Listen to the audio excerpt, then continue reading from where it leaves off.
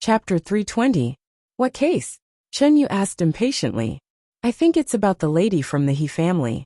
I'm not sure about the details. Constable Song has brought her back and is waiting outside. All right. You can leave now. I'll be right there. Chen Yu waved his hand and said, the matter between the Duke of Zhao Kingdom and the Duke of Wei Kingdom had not been resolved yet. Now there was another trivial matter that needed to be dealt with. Chen Yu was filled with regret. If he knew that being a county magistrate in the capital city would be like this, he would not have used the power of his family to get this position 3 years ago. It would have been better to be a free magistrate in another state.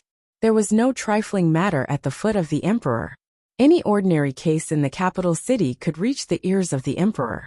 If it was not handled well, the magistrate might be sent back to his hometown. It's that lady with the surname He again. Chen Yu frowned. He stood up and walked out. Although he was the county magistrate of the capital city, he was also a branch of the Chen family. If it was not for the support of the House of Duke, he would not be where he was today. Of course, he had to pay attention to the things that they asked him to do. Chen Yu had heard about what happened 20 years ago.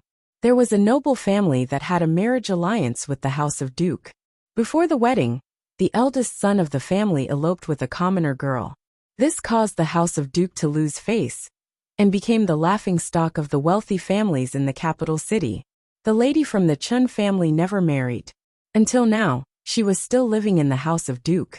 Now that the High Duke's public house was like the sun in the sky, the other noble family that was once prominent was gradually declining, and the woman's family was also affected. Due to certain reasons, the High Duke's public house could not be too ruthless, but they would not let them off easily either. Chen Yu was ordered by the House of Duke to take care of the He family for the past 3 years. The hall of the county government was actually a very dignified place. There was a huge horizontal board hanging in the center of the hall with the words Mirror of Eminence hangs high. 2 rows of bailiffs stood solemnly on both sides of the hall with water and fire sticks in their hands. As soon as the county magistrate hit the gavel, they would keep hitting the ground with the sticks and say mighty, to directly attack the psychological defense of the criminal. Li Yi was already used to all of this, so he wasn't affected in the slightest. Needless to say, Li Xian, even the second young miss of the Lu family, was sizing up the decorations here, as she commented on them. The capital was indeed the capital. The main hall of the county yamen exuded an atmosphere of grandeur, much grander than the Anqi county yamen.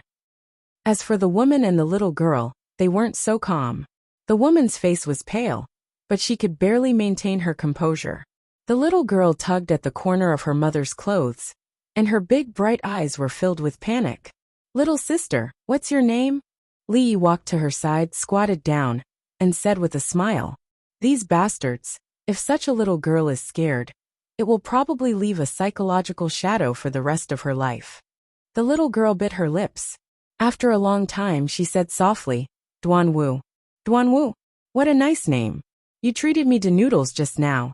Now I'll treat you to something, okay? Li Yi said, looking at her.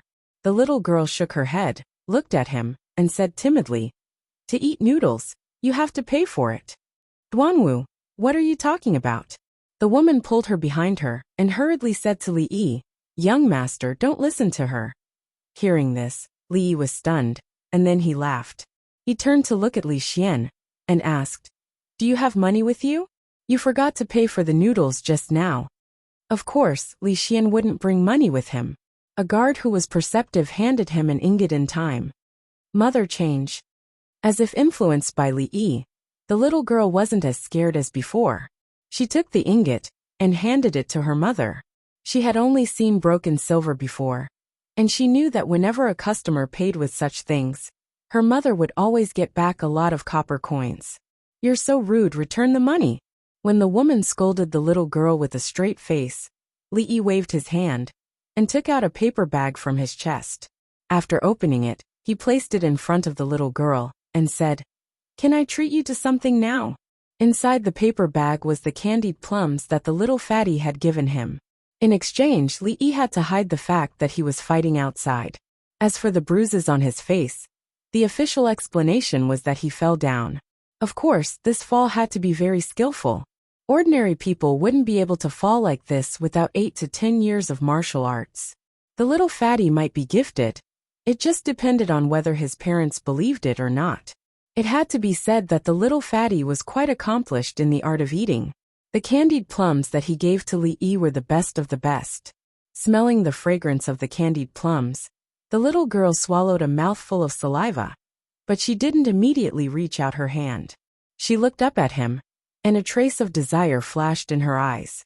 She asked, "Do I need money? This is Big Brother's treat. It's free," Li Yi said with a smile. "Thank you, Big Brother." The little girl finally reached out her hand, and only took one piece. She split it in half, and handed the extra half to the woman. She turned back to look at Li Yi and said, "Next time, I'll treat Big Brother to noodles. It's free." The surrounding bailiffs were all dumbfounded. They had never seen such an arrogant person in court. Not to mention that he was chatting and laughing, he was even eating now. Did he even put them in his eyes? But what was the little girl eating? It smelled so good. And they really wanted to try it. They secretly swallowed a mouthful of saliva. But none of the bailiffs dared to do so. Those who dared to be so presumptuous in court were either crazy, or really had something to rely on. It was obviously not the former, who could bring guards with him. They just needed to pretend that they didn't see it. It was better to leave the trouble to the county magistrate. Li Xian was surprised to see this. Finally, he couldn't help but pull Li Yi aside and asked, "Did you know this little girl before?" "It's my first time seeing her." Li Yi shook his head. Li Xian looked even more puzzled. It was the first time he saw Li Yi being so friendly to a stranger. He asked suspiciously, "Don't tell me that you have feelings for this little girl." "Get lost." Li Yi spat out a word unceremoniously. This guy's mind was too dirty. She was just a child. His good impression of this little girl came entirely from an inexplicable sense of intimacy. Perhaps seeing her appearance had triggered some memories. After all, when he was young, he had also suffered a lot. For the time being, he would just take it that she was more to his liking. Li Xian looked at the little girl curiously again. He took out a piece of candied fruit from the paper bag in Li Yi's hand. Just as he threw it into his mouth, an angry rebuke came from the front. "How dare you? The court is not a restaurant. Who are you? How dare you be presumptuous in court?" Seeing the middle-aged man in official robes walk out from the back of the hall, Li Xian slowly swallowed the candied fruit and wiped his mouth. Only then did he raise his head to look at the man and say, "Today, I saw an evil tyrant bullying the good on the street. Yet the officials didn't care, and even helped the tyrant commit his crimes. I read the books of the sages. Although I'm a commoner, I still have a sense of righteousness. I would like to ask Lord Magistrate, in the capital city, under the feet of the Son of Heaven, is there still law? Books of sages? Commoners?" Li Yi was stunned. He looked at Li Xian, and then at the middle-aged official in the court. He was speechless for a moment. "Did the sages teach you to be presumptuous in court?" Chen Yu's eyes flashed. He slammed the gavel and said loudly. Chapter 321. Chen Yu was the magistrate of the capital city, so he naturally knew who he couldn't provoke. He also knew those nobles, especially those who didn't have to give face to Duke Chen's mansion. They claimed to be commoners and looked unfamiliar, but they claimed to be scholars. Their faces were full of righteousness, as if they were seeking justice for the people. Chen Yu had been an official for many years, and had seen too many scholars like this. The current emperor attached great importance to the imperial examinations, and recruited scholars from all over the world. It could be said that he had paved a broad road for scholars in the Jing kingdom. Countless scholars from poor families, after 10 years of hard work, were entrusted with important tasks once they passed the examinations. In their lifetime, there were countless who became part of the imperial court. These young people who read the books of sages boasted that they were righteous and fearless. Of course, they were also a group of people who liked to meddle in other people's business. Disrespecting the court should have been punished with flogging as a warning to others. "Seeing that you are scholars, I will forgive you this once." Chen Yu sat on the main seat and said calmly, "Scholars like to meddle in other people's business, and were the most difficult to deal with. One or two of them wouldn't be a problem, but if they gathered together and blocked the county yamen, regardless of whether they had a reason or not. It would be enough to make him, the magistrate of the capital city, suffer. Hearing the words of the official in the court, the woman immediately pulled the little girl to kneel. Scholars didn't have to kneel in the court, but if they didn't understand etiquette, they would be punished. Constable Song, what happened? Tell me in detail, Chenyu said again. Chenyu spoke up once more. No matter how biased he was in secret, he still had to act like he was going by the book. My lord, this subordinate was patrolling the streets as usual. When we discovered that there were people fighting on the side of the street, we immediately went forward to stop them. Who would have thought that the culprit would not listen to our advice, and had no regard for the law? Constable Song had a righteous expression, and a dutiful expression on his face. He pointed at Li Xian's 2 bodyguards, and then pointed at the battered man that was carried back by the 2 bailiffs. He said, "These are the 2 thugs and the victim." Nonsense. It's obvious that this evil man robbed the mother and daughter of their money. As officials, you didn't do anything about it. It's obvious that you're colluding with him. You're in cahoots with him. Li Xian looked up at the man in the hall and asked, "Are all the people in the county government this kind of people who don't care about the lives of the people?" Seeing Li Xian's righteousness, as if he really was a scholar who was pleading for the people, Li Yi felt that if there was a Best Actor award in this world, there would definitely be a spot for him. He didn't use his identity as a prince, but pretended that he didn't have any background. There must be something wrong with this abnormal situation. No matter how he looked at it, the forehead of the official in the court was faintly black, and he would be in trouble soon. "How dare you?" Chenyu slammed the gavel and said angrily. He stared at the woman in the audience with bright eyes and asked, "Madam, tell me, did someone want to rob you and your daughter of their money?" The woman turned her head and looked at Li Xian with deep regret in her eyes. She gritted her teeth and said, "No." She knew that if she told the truth, it would end up harming the 2 young masters. Wasn't twisting the truth the best thing these officials did? Chenyu walked to the audience and looked at Li Xian. He said, "Even she denied it. What else do you have to say?" Li Xian looked at the woman with a thoughtful expression. "Men, arrest these 2 lawless villains who are fighting in the street, and give them 50 strokes of the cane." Chenyu waved his hand and looked at Li Xian. He said again, "Keep your servants in check in the future. If it happens again, I won't let it go easily." "You dog official, you're really in cahoots with these guys," Rui said coldly.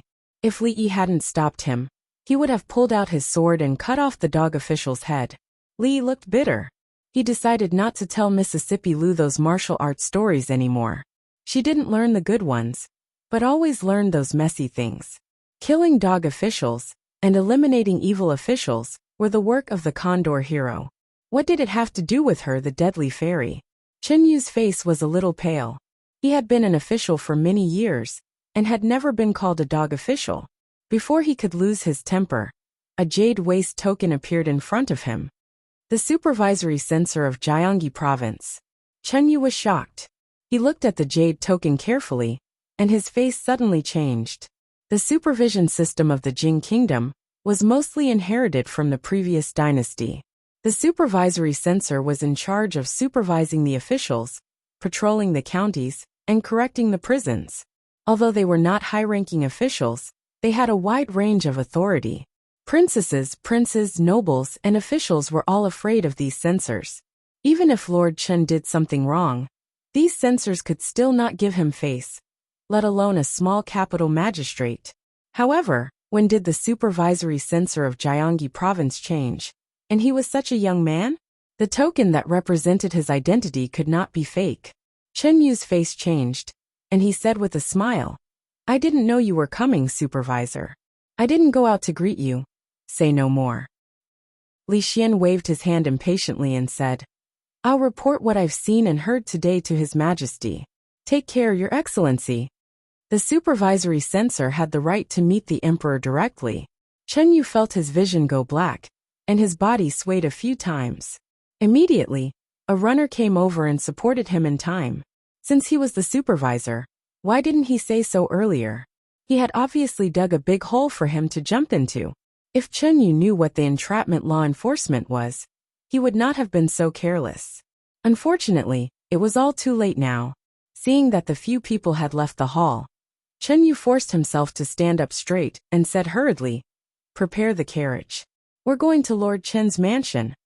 "How did you become the supervisor?" Li Yi asked Li Xian in surprise outside the county government. "It's just a convenient identity. The capital is not like Qing'an Mansion. With this token, it will be much easier to get things done," Li Xian said. Li Yi looked at him enviously. He had to admit that His Majesty treated him very well. The emperor had even thought of this. Although the supervisory censor was a low-ranking official, he was in charge of a lot of things. He could even manage the affairs of the royal family. The emperor treated him like his own son. No, even the emperor's own son did not have such preferential treatment. "Don't worry. Since I've come across this matter, I will definitely get to the bottom of it." Li Xian turned around and said to the mother and daughter, Thank you, Your Excellency." The situation had turned around so quickly that the woman had not yet recovered from the shock.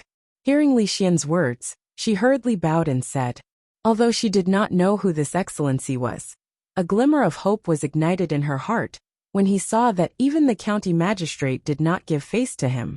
Now that things had developed to this point, it was clear that the mother and daughter were no longer involved. Perhaps it was because he had been disgusted earlier, but Li Xian was obviously very serious about this matter.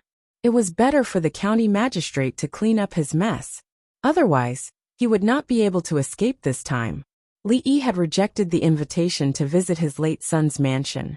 There was still a matter at home that had not been taken care of. The chubby boy thought that his plan was flawless and wanted to use the excuse of falling to get away. At this time, no one knew what kind of torture he was suffering. Li Yi also had a part in this matter, so it was only right for him to share some of the burden. As expected, not long after he stepped into the Li mansion, the chubby boy's howl came from one of the halls. Chapter 322. I really fell down on the mountain. Big Brother can be my witness. If you don't believe me, you can ask Big Brother. The little fatty defended himself loudly. In his opinion, a bag of 10 Li Xiang candied plums was enough to bribe anyone. I heard that you were beaten up by the young master of the Chen family, until you were begging for mercy? A beautiful woman suddenly looked at him and asked. Nonsense, I was the one who beat them up. Hearing what his aunt said, the little fatty's face turned red as if he had been insulted. What, you beat up the young master of Duke Chen's family? Another woman's expression changed as she exclaimed. There were quite a few people in the hall. Other than the old madam, Li Mingze and his wife, Li Mingyuan and his wife were all present. The little fatty's mother was rubbing medicine for him with a heartache. The one who exclaimed just now was Li Mingze's wife, Madame Fang. This child, how can you be so good at causing trouble? Is the Chen family something we can provoke? Madame Fang said angrily. The Chen family and the Li family were not on good terms. The Chen family was powerful, and the Li family had always avoided conflict with them. The young master of the Chen family was very favored by the Chen family. If they were to provoke the Chen family because of this, it was hard to say what they would do to the Li family. Sister-in-law, what are you saying? Although Inkai is a bit greedy, he would never take the initiative to bully others. However, the Chen family has always been targeting our Li family. Are they the only ones allowed to bully us while our child can't even fight back?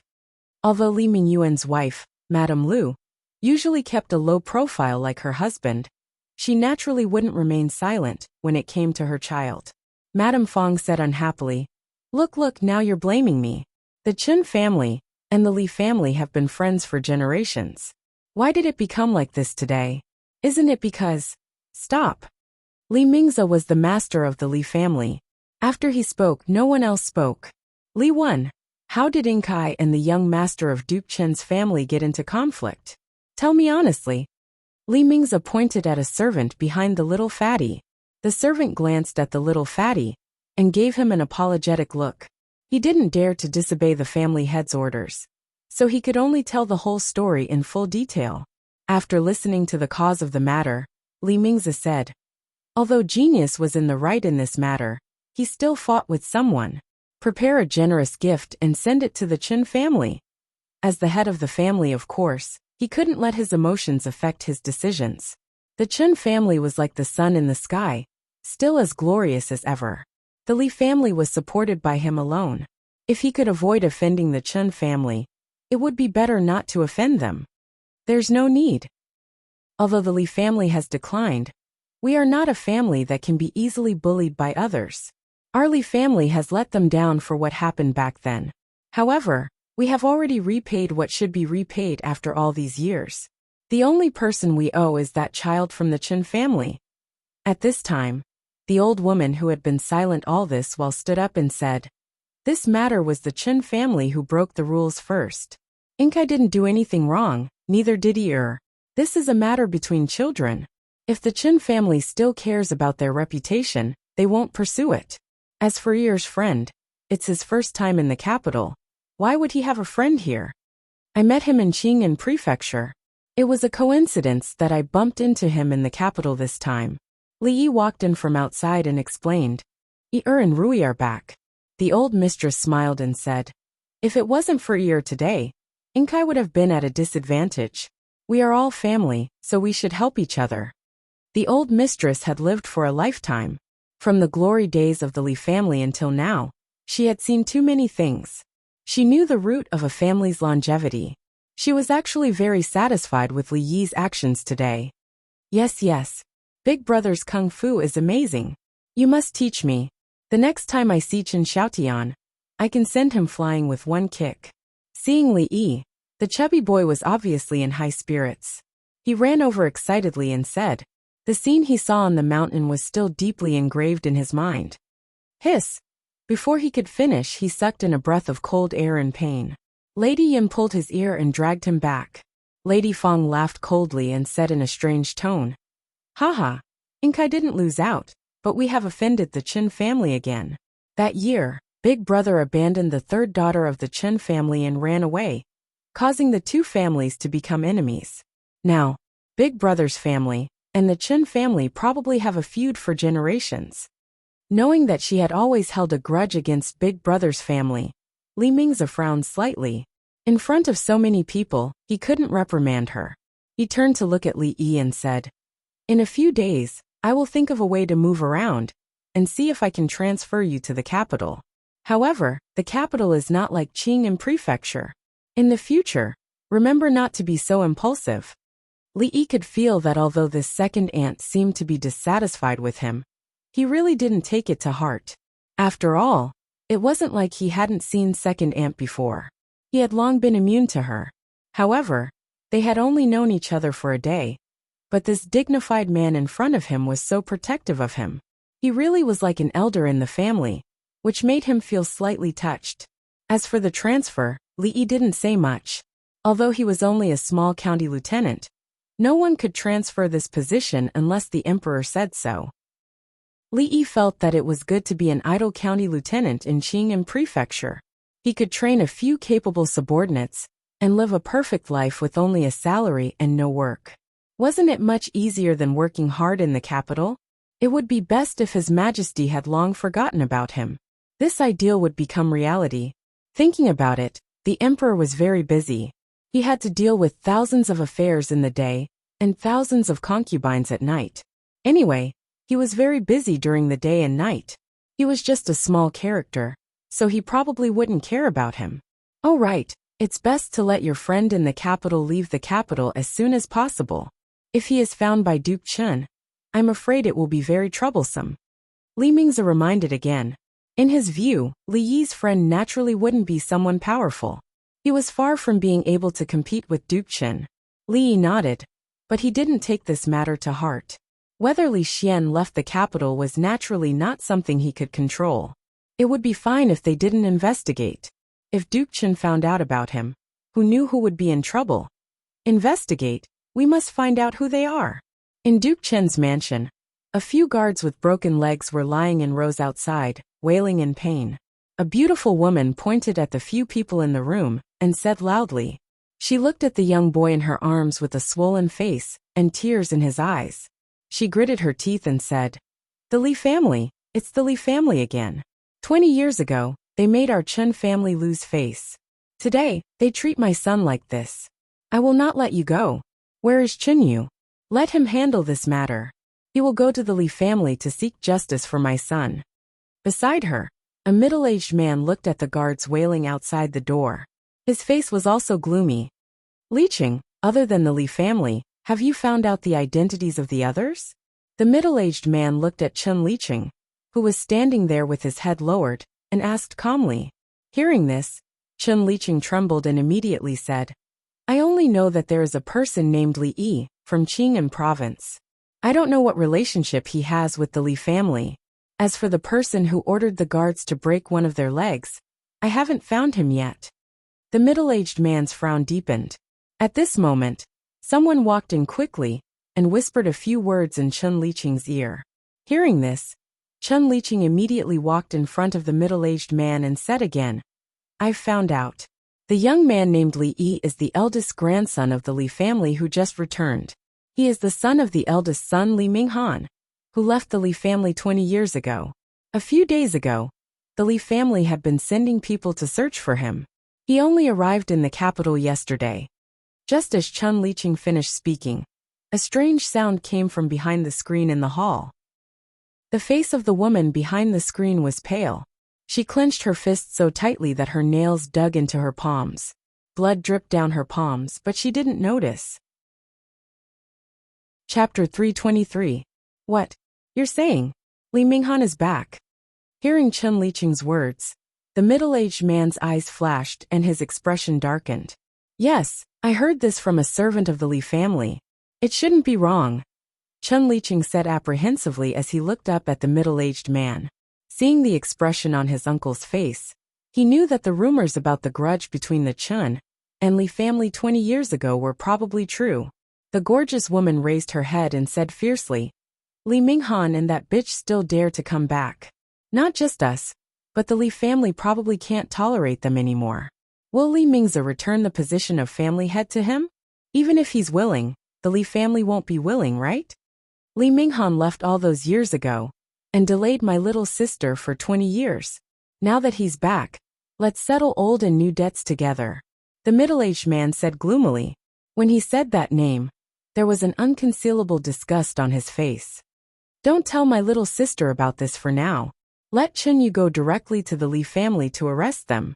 There's evidence, and no one else can say anything. When the middle-aged man looked at the guard with a broken leg, his eyes suddenly flashed with a cold light. If one of these people had died from their injuries, things would have been much easier to deal with. Although the Li family had declined, they were once a prominent family that couldn't be underestimated. Even if the Chen family wanted to target them, they couldn't do so unscrupulously and would meet with great resistance. If not for this, the Li family would have been pushed out of the capital long ago. Chen Yu can't even protect himself now. A cold snort sounded from the door. Another middle-aged man, with a dignified expression, walked in. Behind him was the pale-faced Chen Yu. Chen Guogong was already old, and he was more of a deterrent in the Chen family. The person in charge of the daily affairs of the Chen family was the current Chen Guogong's eldest son, Chen Qing. How is this possible? Chen Yu is doing a good job as the Chen family's magistrate. Why would Big Brother say this? Could it be that someone is targeting the Chen family? Chen Chong said in shock. Losing a capital order was nothing to the Chen family, but knowing that Chen Yu was a member of the Chen family, they still wanted to make a move on him. The meaning behind this was not ordinary. I heard that little Tian and the rest had a conflict with someone outside? Chen Qing didn't answer, but asked a question instead. Big Brother, you have to seek justice for little Tian. The beautiful woman wiped her tears and said, Look at how little Tian and the others were beaten by the Li family. Also, my Chen family's guards all had one of their legs broken. This is not beating them, but slapping our Chen family's face. I'm afraid it's not just the Li family, right? Chen Qing asked again. The woman said with a face full of resentment. Yes, if they didn't have an accomplice, we wouldn't have suffered such a big loss. That person didn't put our Chen Guogong public house in his eyes at all. I've already sent people to investigate. I won't let him go so easily. Chen Qing sneered and said, Of course they wouldn't put our Chen family in their eyes. His Majesty's body is unwell. and the princes and princesses are all praying for His Majesty. Ning Wang Shizhi and Shizhi Fei are also in Jing City. Today they went to Cold Mountain Temple, and were offended by this group of blind dogs. Tell me, who would you not easily let off? What they are? How is this possible? The beautiful woman's face suddenly turned pale when she heard this. She said in disbelief, could it be that those servants whose legs were broken had offended Prince Ning and his wife today? Chen Qing glanced at them and said, I've told you long ago that we will get back at the Li family for my little sister's grievances. There's no need to cause trouble for the He family. Yet for this small matter, you've dragged Qinyu into it as well, bending the law for personal gain to the supervisor of Jiangyi province. I'm afraid Qinyu's position in the capital has come to an end. Everything that the Chen family has done for him over the past few years has gone down the drain. A bitter smile appeared on Qinyu's face. With the current situation, he couldn't intervene. Qinyu has been in office for 3 years, and hasn't made any major mistakes. He won't lose his position because of this matter, right? Chen Chong hesitated and said, moreover, the Chen family has influence in the imperial censor. Why don't we send someone to the supervisor of the imperial censors? We should. Chen Qing looked at him and asked. His Majesty just appointed Prince Ning as the supervisor of Jiangyi province 2 days ago. This morning, he was offended by that group of servants. Just now, you were still thinking about how to not let him go. How do you think we should do that? Chen Chong was stumped for words. Although the Chen family was one of the top nobles in the capital, all of this was given by the imperial family. If they were to clash with the imperial family, they wouldn't end up well. If it was an ordinary clash, it wouldn't be a big deal. After all, this wasn't Prince Ning's territory. In terms of strength, the Chen family was stronger. However, the crown prince and his wife were praying for His Majesty. If this matter was blown out of proportion, it wouldn't just be a conflict with the crown prince. Let's drop this matter for now. Send someone to prepare a generous gift, and personally deliver it to the crown prince's residence. Tell them that it was the evil servants of the family who offended His Highness. Apologize to them carefully. As for Chenyu's matter, don't mention it again. The only thing the Chen family could do now was to lower their stance as much as possible. As for Chenyu's fate, it would depend on how the crown prince wanted to deal with it. As for the Li family, they didn't know what kind of relationship they had with the crown prince's residence. The power structure in the capital was very complicated. If a single move was made, it would affect everything. Chen Qing said a few words in a low voice and said, for the time being, keep the matter of Li Mingan's return to the capital a secret from Third Sister. Tell them to watch their mouths. If even the slightest bit of information is leaked, they will not be let off lightly. When Chen Qing said this sentence, a figure had already retreated from behind the screen. When she passed through the courtyard of the back hall, there were already 2 streaks of tears on the woman's face. She was still mumbling to herself, he's back, he's finally back. The old mistress went to the Cold Mountain Temple today to pay a visit to an eminent monk with profound dharma. However, it seemed that she didn't see the Ruidu. She didn't see the master, and returned in disappointment. She didn't expect the old monk to be a famous person. Li Yi didn't know whether or not his dharma was profound, but he liked to give empty promises. He promised to copy the scriptures, but all he got was a promise of, I will repay you generously in the future. It was too insincere. Li Yi felt it was a pity that the old monk wasn't in Qing'an Prefecture. Otherwise, he could have given him a chance to repay him generously. The Rui Du that Master Tan Yin had consecrated, why couldn't he sell it for 10 times the price? Now, he could only wait until the branch of Rui Workshop opened in the capital, and then invite him to cut the ribbon to repay the favor. He had even thought of the advertising slogan, Rui Du Master Tan Yin said it was good after using it. If he painted a charmingly naive bald head on the bottle, it would definitely sell well. Chapter 324. The skinny little girl sat on a big rock at the entrance of the alley, looking at the pedestrians coming and going on the street. She took out a small cloth bag from her bosom, opened it layer by layer, and a faint sweet smell filled the air. It was a small piece of candied plum. The girl carefully tore a small piece from the edge, wrapped the rest, and hid it in her bosom. She placed a small piece of candied plum in her mouth, and was reluctant to swallow it. Only when the taste that was sweeter than honey was completely gone did she carefully chew it. She took out the small cloth bag again, and repeated the action just now. She had been eating the half piece of candied plum that her mother gave her in the inn like this for a whole day. In his memory, this kind of fragrance could only be smelled at the entrance of a shop called 10 Miles Fragrance. Furthermore, he couldn't be discovered by the shop's employees. They would chase him away while scolding him as little beggar. She was not a beggar. Although she didn't have beautiful new clothes to wear, she always washed her clothes clean, cleaner than all the children she had seen. Customers didn't like a dirty girl in a noodle shop. She didn't like the staff of Ten Li Xiang. They always called her little beggar. She liked the brother she saw yesterday, because he treated her to delicious food. The next time she saw him, she must treat him to noodles free of charge. Her grandmother was sick, and her mother didn't go out today, so she definitely wouldn't see that brother today. The little girl was a little disappointed. No one had ever praised her name, except for her mother and uncle. Everyone looked at her strangely. Even her father was no exception. Since the day her father sent her and her mother back to her grandmother's house, she hadn't seen him again. He Duanwu, little beggar, mother gave birth, no father to teach me. A group of children ran over from a distance, pointing at the girl sitting on the rock, laughing and talking. The girl didn't look at them, sat up, patted the dust off her body, turned around, and walked into the alley. The group of children obviously didn't want her to leave like this, so they sped up, ran over, and surrounded her. She was about to walk out, but was suddenly pushed by an older child on the shoulder, causing her to fall to the ground. He Duanwu, why didn't you clean the table today? Your family doesn't sell noodles. He Duanwu, I saw your father on the street today. The oldest of the children seemed to be 10 years old, and the youngest was only 5 or 6 years old. They were talking one after another. The girl got up from the ground and bit her lip. She wanted to get out of the crowd, but was pushed back in. These years, the He family's life has not been too good.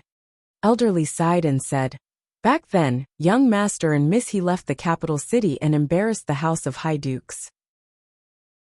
Although the Li family has been declining, they still have a foundation in the capital city. They still have to be careful when they do things. But the He family is different. Miss He's father was already seriously ill, and he passed away after a few days. The He family's eldest son was already engaged, but due to the pressure from the house of high dukes, he quickly came to cancel the engagement. Your other aunt was also delayed for a few years before she was married, but she was sent back by her husband's family in less than 2 years. I'm afraid it's also because of the house of high dukes. The old man sighed and continued. Fortunately, the He family is just a commoner, and the house of high dukes won't use more underhanded methods to protect their reputation. The Li family can't help them openly, but they have helped them resolve a lot of trouble in the dark. It's good that young master goes to meet them, and they should know about Miss He's situation. There was an endless stream of people on the street, and elderly told Li Yi about these things in detail. Li Yi could still remember the face of the man who carried him everywhere to seek medical help on a snowy night. There was another figure in his mind that he could not see clearly, and that figure was the person closest to him in this world. Whether it was the Li family or the He family, there wasn't much of a difference in his heart. Their bodies had the same bloodline as this body, and it brought him an irreplaceable sense of closeness. This was something he couldn't feel from Rui and the others. Hey, there used to be a noodle stall here. Why isn't it here today?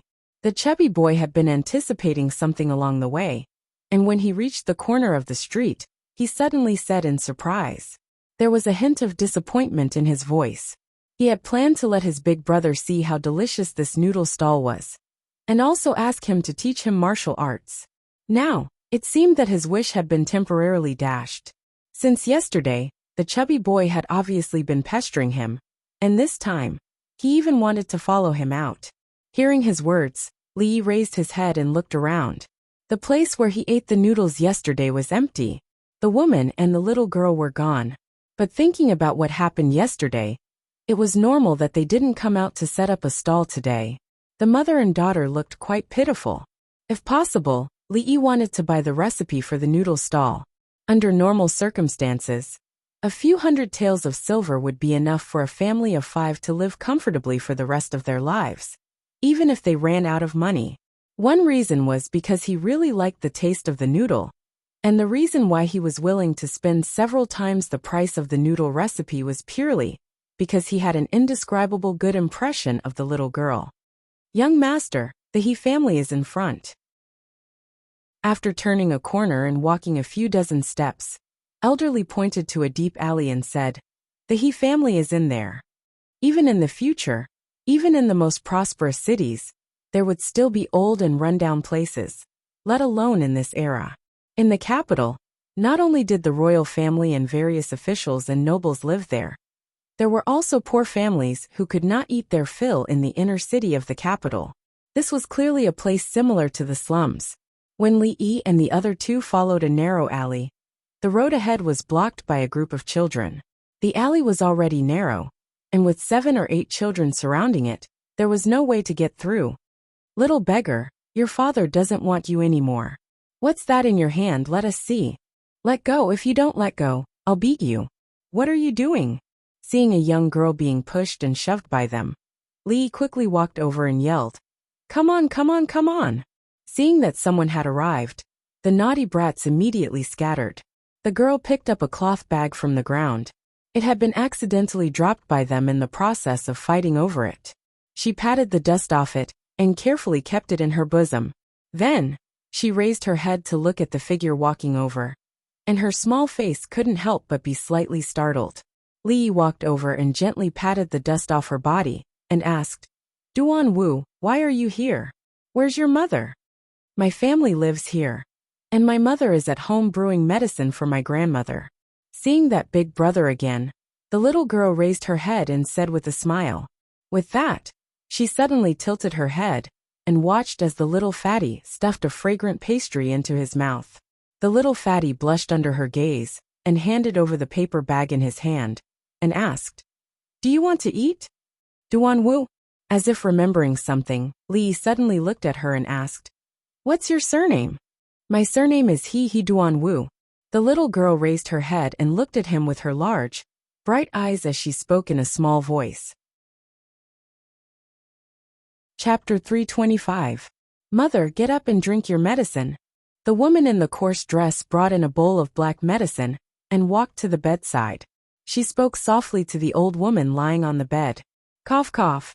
The old woman had a head full of white hair, and her face was full of wrinkles. She stared blankly in front of her and tried to sit up. The woman hurriedly reached out her hand. "Where did you get the money to buy medicine?" The old woman grabbed the woman's hand and stared blankly at the door. At this moment, the woman could clearly see that there was no spirit in her eyes. She must have been blind for a long time. "Business has been good these days, so I saved some money." The woman placed the bowl of medicine next to the old woman's mouth and said. The old woman murmured, "What's the point of wasting this money? This old woman doesn't have many days left to live. It's better to save it for Duan Wu." "Mother, don't say these things anymore. Hurry up and drink your medicine." The woman sighed and urged. She glanced at a jar in the corner of the room. Buried under the jar was the silver that the young master gave her yesterday. After using that money to buy medicine for her mother, there was still more than 9 taels left. If she used it sparingly, it would be enough for a family for a few years. She must not let those people find it. Those 2 young masters were good people. Good people should be rewarded. She silently prayed in her heart that nothing bad would happen to them. The old woman silently drank the medicine. The woman picked up the bowl of medicine. Before she could put it down, a clear voice came from outside the door. "Mother, I'm back." Hearing the girl's voice, the woman's lips curled into a smile. Tomorrow, she would go out and buy a few feet of flowery cloth to make a new dress for Duan Wu. She had wanted a beautiful flowery dress for a long time.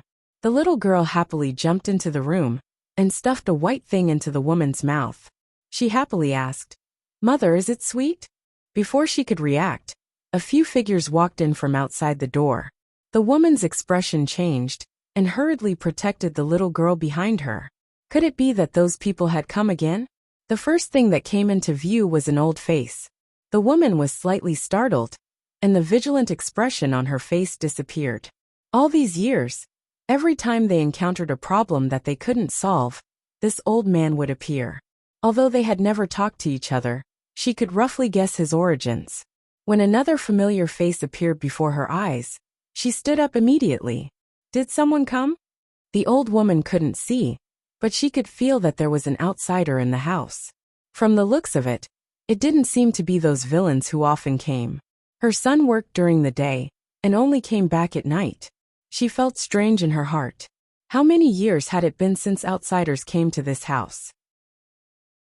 After Li entered the house, he looked around. It wasn't an exaggeration to use this phrase to describe a family with only 4 bare walls. Other than a stove and a bed, there was no other furniture. There were only 4 walls. The only bed was in the corner, and an old woman with white hair was lying on it. There was also a small room inside, separated by a curtain. Through the gap, one could see some clues. The space was not big, probably only enough for a bed. Benefactor. The woman hurriedly walked over, rubbing her hands. She seemed very nervous. If it wasn't for the young master in front of her, she wouldn't have the money to buy medicine for her mother. Those 10 taels of silver could be considered as the money to save their lives. Auntie. Li looked at the woman and said. The woman was about to open her mouth to say something, but suddenly heard the young noble say something. She was startled, her mouth opened halfway, and her expression became blank. He family Xiaonyang's son. The old man with the surname Li took a step forward, looked at the woman and said, This is your sister's child. Jade Nyang, is Jade Nyang back? Where is Jade Nyang? Before the woman could react, an anxious voice suddenly came from the room. The old woman was anxious to get off the bed. Because she couldn't see, she tripped and rolled off the bed, but she didn't care at all. She struggled in the direction of the door. Mother! The woman exclaimed and hurriedly ran over to help the old woman up. The old woman stared blankly at the direction of the door. 2 lines of tears rolled down from her empty eyes. She murmured, My Jade Nyang, where is my Jade Nyang? The little girl stood there blankly. She didn't know what had happened. It was the first time she saw her grandmother like this. Her face was pale, and she didn't know what to do. Grandmother, don't worry. Mother is not in the capital. I came this time to take you back. Li didn't know if the old woman would be able to take such a blow if he told her that the Jade Nyang she spoke of had already passed away over 10 years ago. At this time, he could only comfort her like this. As for the truth of the matter, it was better to tell her slowly. After seeing that they had lived in such a place all these years, he could guess what kind of hard life they had lived. Naturally, he couldn't ignore it. Just now, Li had already thought of taking them back to Qing and Fu. No matter how long the hands of the nobles in the capital stretched, they couldn't reach Qing and Fu. You are Jade Nyang's child? As if thinking of something, the old woman temporarily forgot about the matter of Jade Nyang. She grabbed Li Yi's hand and continuously rubbed her calloused and rough palm on his face. She murmured, Jade Nyang's child, my grandson, he is so handsome like Jade Nyang. As the old woman spoke, her voice gradually became softer. She tilted her head and let out a light snore. Great joy and great sorrow were the most hurtful. Li hurriedly helped the old woman to the bed and had her lie flat. After covering her with the blanket, he turned his head and saw that the woman, who was his aunt, was looking at him with a complicated expression. Actually, when he found out that the little girl's name was He Duanwu, Li understood where that familiar and intimate feeling came from. Because both of them had half of the He family's blood flowing in them. And the reason why he was familiar with the stall's noodles was probably because he had eaten it when he was young. Aunt Xiao, pack up. We'll leave today. From Uncle Li, he found out that the youngest daughter of the He family was called He Xiao. Li looked back at the old woman and said, Okay. Hearing Li Yi's unwavering tone, the old woman opened her mouth and finally spat out a word. Seeing that the little girl was standing there in a daze, Li walked over and rubbed her little head. The old woman followed and looked at the little girl. She said, Duanwu, this is Big Brother. The little girl nodded mechanically and raised her head to look at Li Yi. Using a mosquito-like voice, she said, Big Brother. Her little brain still hadn't figured out what had happened, but she knew that this big brother was different from the one she had silently called out in her heart. Chapter 326. The old man had fallen into a deep sleep, and his aunt was packing up the house. Fatty Li Inkai and Duan Wu were sitting on a large rock by the door, showing off his treasured delicacies one by one. No one knew how many delicacies he had hidden in his clothes, and the fragrance of the delicacies drifted far away, attracting the attention of a few children who hid far away and swallowed their saliva. Come, don't be shy, eat. He generously pushed all the delicacies to Duan Wu and patted his chest. I still have a lot at home. I'll treat you to even better food next time. After thinking for a bit, he added, but you also have to treat me to your family's noodles. The temptation of delicacies to children was not small. Finally, a little girl of about 7 or 8 years old slowly walked over. She pointed at a pastry in a paper bag and said, "Little brother, can I eat this?" A kind smile appeared on the fatty's face, and he straightforwardly said, "Not giving." Seeing the little girl walk away with tears streaming down her face, the fatty's mouth twitched. The reason why he gave these delicacies to Duan Wu was because she was his older brother's younger sister, which meant she was his younger sister. Don't think that he didn't see that Duan Wu was the only one surrounded by people. She still wanted to ask him for food? In her dreams. "Young master, shouldn't we discuss this matter with our family first?" At the entrance, the old man surnamed Li looked at Li Yi and said with an awkward expression, "Why should we discuss it?" Li Yi looked at him and asked. Elderly sighed and said, "These years the family has helped them a lot, but we never did it openly. Otherwise, it would cause the Chen family to be even more dissatisfied.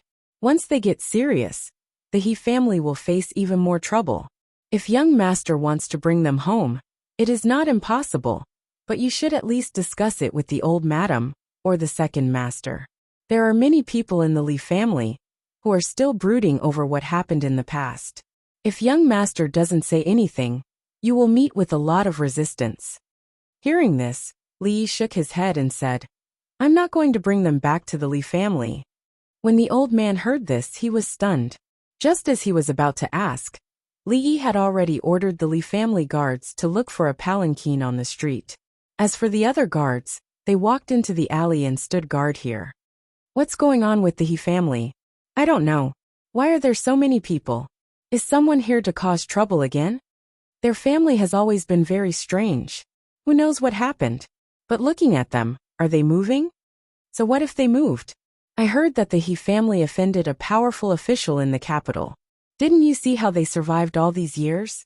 Even if they moved away, I'm afraid they will end up the same." People from the other families who lived in the same alley kept walking to the door. They looked in the direction of the He family's house, pointed at it, and discussed in low voices. Among them, a middle-aged woman wearing a coarse long skirt saw the scene in front of the He family's house. Her expression changed a few times, and she quietly walked out of the alley. At this time, Li Yi and the 2 children were already walking on the street. Seeing the clothes that the little girl was wearing full of patches, Li Yi frowned and decided to take her to the tailor's shop first. Because there was no uniform size system, there were no ready-made clothes on the street. Usually, clothes had to be tailored in advance. There were many clothes in the tailor's shop, and they were all custom-made. It wasn't difficult to find a suitable dress for the little girl. "Sir, this is a reservation by another customer, so it can't be sold. How about this? I'll first measure this little girl's size, then pick a piece of fabric that you're satisfied with. 2 days, just 2 days. You can come back to pick it up after 2 days. I guarantee that your clothes will be ready," the manager of the tailor's shop said with a troubled expression. However, the troubled expression on his face disappeared when he saw the ingot of silver on the table. "This dress looks really good on a little girl. There are a few other pieces here that are not bad either. Would young master like to take a look?" He wrapped the few pieces of clothing together and sent Li Yi out the door with a fawning expression. "Take care, young master. You're welcome to come again next time." The distance between an ugly duckling and a white swan was actually only a piece of clothing. A new dress and a few suitable pieces of jewelry could complete the perfect transformation from a little beggar to a little princess. After coming out of the jewelry shop, Li pinched her little face and said, "You're too thin. You need to eat more in the future to gain weight." The little fatty expressed great agreement with this sentence. He patted his entire chest and said proudly, "That's right. You can only grow as strong as me by eating more." The little girl nodded and secretly decided that she definitely wouldn't eat more in the future. She held on to Li Yi's hand tightly, afraid that he would disappear the moment she let go, just like how he had suddenly appeared. If her brother disappeared, no one would buy new clothes and beautiful jewelry for her. Thinking of her appearance in the mirror just now, her heart was unprecedentedly happy. After renting a courtyard in an inn and paying the deposit, Li Yi returned to the streets with the two children. It was not suitable for them to live in the Li family, but if they lived outside, they would have to worry about the public house's revenge. They found someone on the street and asked for a certain address. They bought 2 dough figurines from a roadside stall, one for each child. The little fatty bit off the head of the dough figurine and muttered that there was not enough honey in the dough figurine, so it was tasteless. Li was thinking about something else. Because he had received a modern education, he had always thought that elopement was very romantic. Modern people pursued free love, and the story of elopement for love in ancient times was revered to a very high level. The story of Sima Xiangru and Zhuo Wenjun, a male phoenix seeking a female phoenix, was envied by many people. However, the reality was cruel. Sima Xiangru and Zhuo Wenjun had only been a couple since ancient times. In the end, Zhuo Wenjun had to sing, "I wish to find the one who loves me, and never part with me," to change Sima Xiangru's mind. Even so, it was a good ending. Li Yi had read through the criminal files of Anxi County. Due to elopement, the man's name was expelled from the clan, and the woman's life was forfeited. There were countless cases of elopement. Actually, the ending for his parents was not bad. After all, the two of them had escaped from the shackles of their families. Although their days in the Li family village were hard, they should still be very happy. He could feel this in his memory. However, in the distant capital, there were still some people who were suffering for them. Because of this, the Chen family and the Li family lost face, but it was still a small matter. What crime did the rest of the He family commit? Did they have to suffer 20 years of revenge? What did the young lady of the Chen family do to have her lifelong happiness destroyed just like that? Thinking of this, Li could not even blame the Chen family too much. With his status, he naturally could not blame his parents. What a sin! Stories were all lies. He would never believe in romantic love stories again. Li let out a long sigh in his heart and stopped thinking about this matter. At this time, they had already walked to the door of an imposing mansion. "Stop, who are you and what are you here for?" The young gatekeeper was originally sitting on a chair and drinking tea leisurely. Seeing someone walk up the stairs, he immediately walked over. "Please go in and inform them that the Crown Prince's friend is here." It was the first time that Li Yi had come to the Crown Prince's mansion. This gatekeeper was very unfamiliar and was not originally from Prince Ning's mansion. The gatekeeper glanced at the 3 of them, a young man with 2 children. What kind of strange combination was this? He did not even have a follower by his side, so he definitely did not have a noble identity. He claimed to be the Crown Prince's friend. The Crown Prince had only been in Jing for a few days, and the places he frequently went, other than the imperial palace, it was the Crown Prince's mansion. How could he have any friends? This guy, could he be pretending to be the Crown Prince's friend? After being a gatekeeper for so many years, he had some ability to see people. What kind of person was the Crown Prince? The friends that the Crown Prince knew were naturally not rich or noble. That kind of superior temperament could not be faked. The person in front of him, did he really think that by wearing decent clothes, he could pretend to be the Crown Prince's friend? Go, go, go, go. The Crown Prince is very busy. How can he see just anyone? The gatekeeper impatiently waved his hand. There were countless people who wanted to visit the Crown Prince every day. If he went to bother the Crown Prince every time someone came, he would have packed up and left long ago. What's more, this guy did not even have the most basic greeting card. He lacked the most basic sincerity. Bastard, how can you say that? The young gatekeeper was about to go back and continue drinking tea. Before he could turn around, his butt was kicked by someone, and he immediately rolled on the ground. Chapter 327. There were countless nobles in the capital, and the noble families were highly respected. Even the servants in the manors felt that they were a cut above others. The gatekeeper rolled on the ground from the kick, and his front teeth almost fell out. He was immediately enraged and crawled up from the ground. Just as he was about to curse, his angry expression immediately turned into a flattering one. "Bodyguard Lin, do you have any orders?" Bodyguard Lin had followed the crown prince from Qing and Fu to the capital. Aside from the crown prince and his consort, he was the most powerful person in the manor. Even if the gatekeeper had 10 times the courage, he wouldn't dare to be presumptuous in front of Bodyguard Lin. Bodyguard Lin didn't pay any attention to the gatekeeper. He walked to Li Yi's side and smiled. "Li, you came at the right time. His Highness has just returned from the palace and has been waiting for you for a long time." Hearing Bodyguard Lin's words, the gatekeeper's legs almost gave way, and he knelt on the ground. What kind of person would make the crown prince wait for so long? More importantly, he had actually stopped such a person at the door? It wasn't until the young man and the 2 children walked into the manor under Bodyguard Lin's guidance that the gatekeeper finally couldn't help but sit on the ground. Cold sweat poured from his forehead, and the bitter smile on his face was uglier than crying. This way, the crown prince's manor was very large, at least much larger than the Li family. Li Xian's head guard led the way, while Li Yi brought the 2 children. After a quarter of an hour, they were still walking through the manor. He secretly calculated how much it would cost to buy such a large manor. According to the geographical location, it was almost within the first ring of the capital. What would the housing prices within the first ring of the capital be like in the future?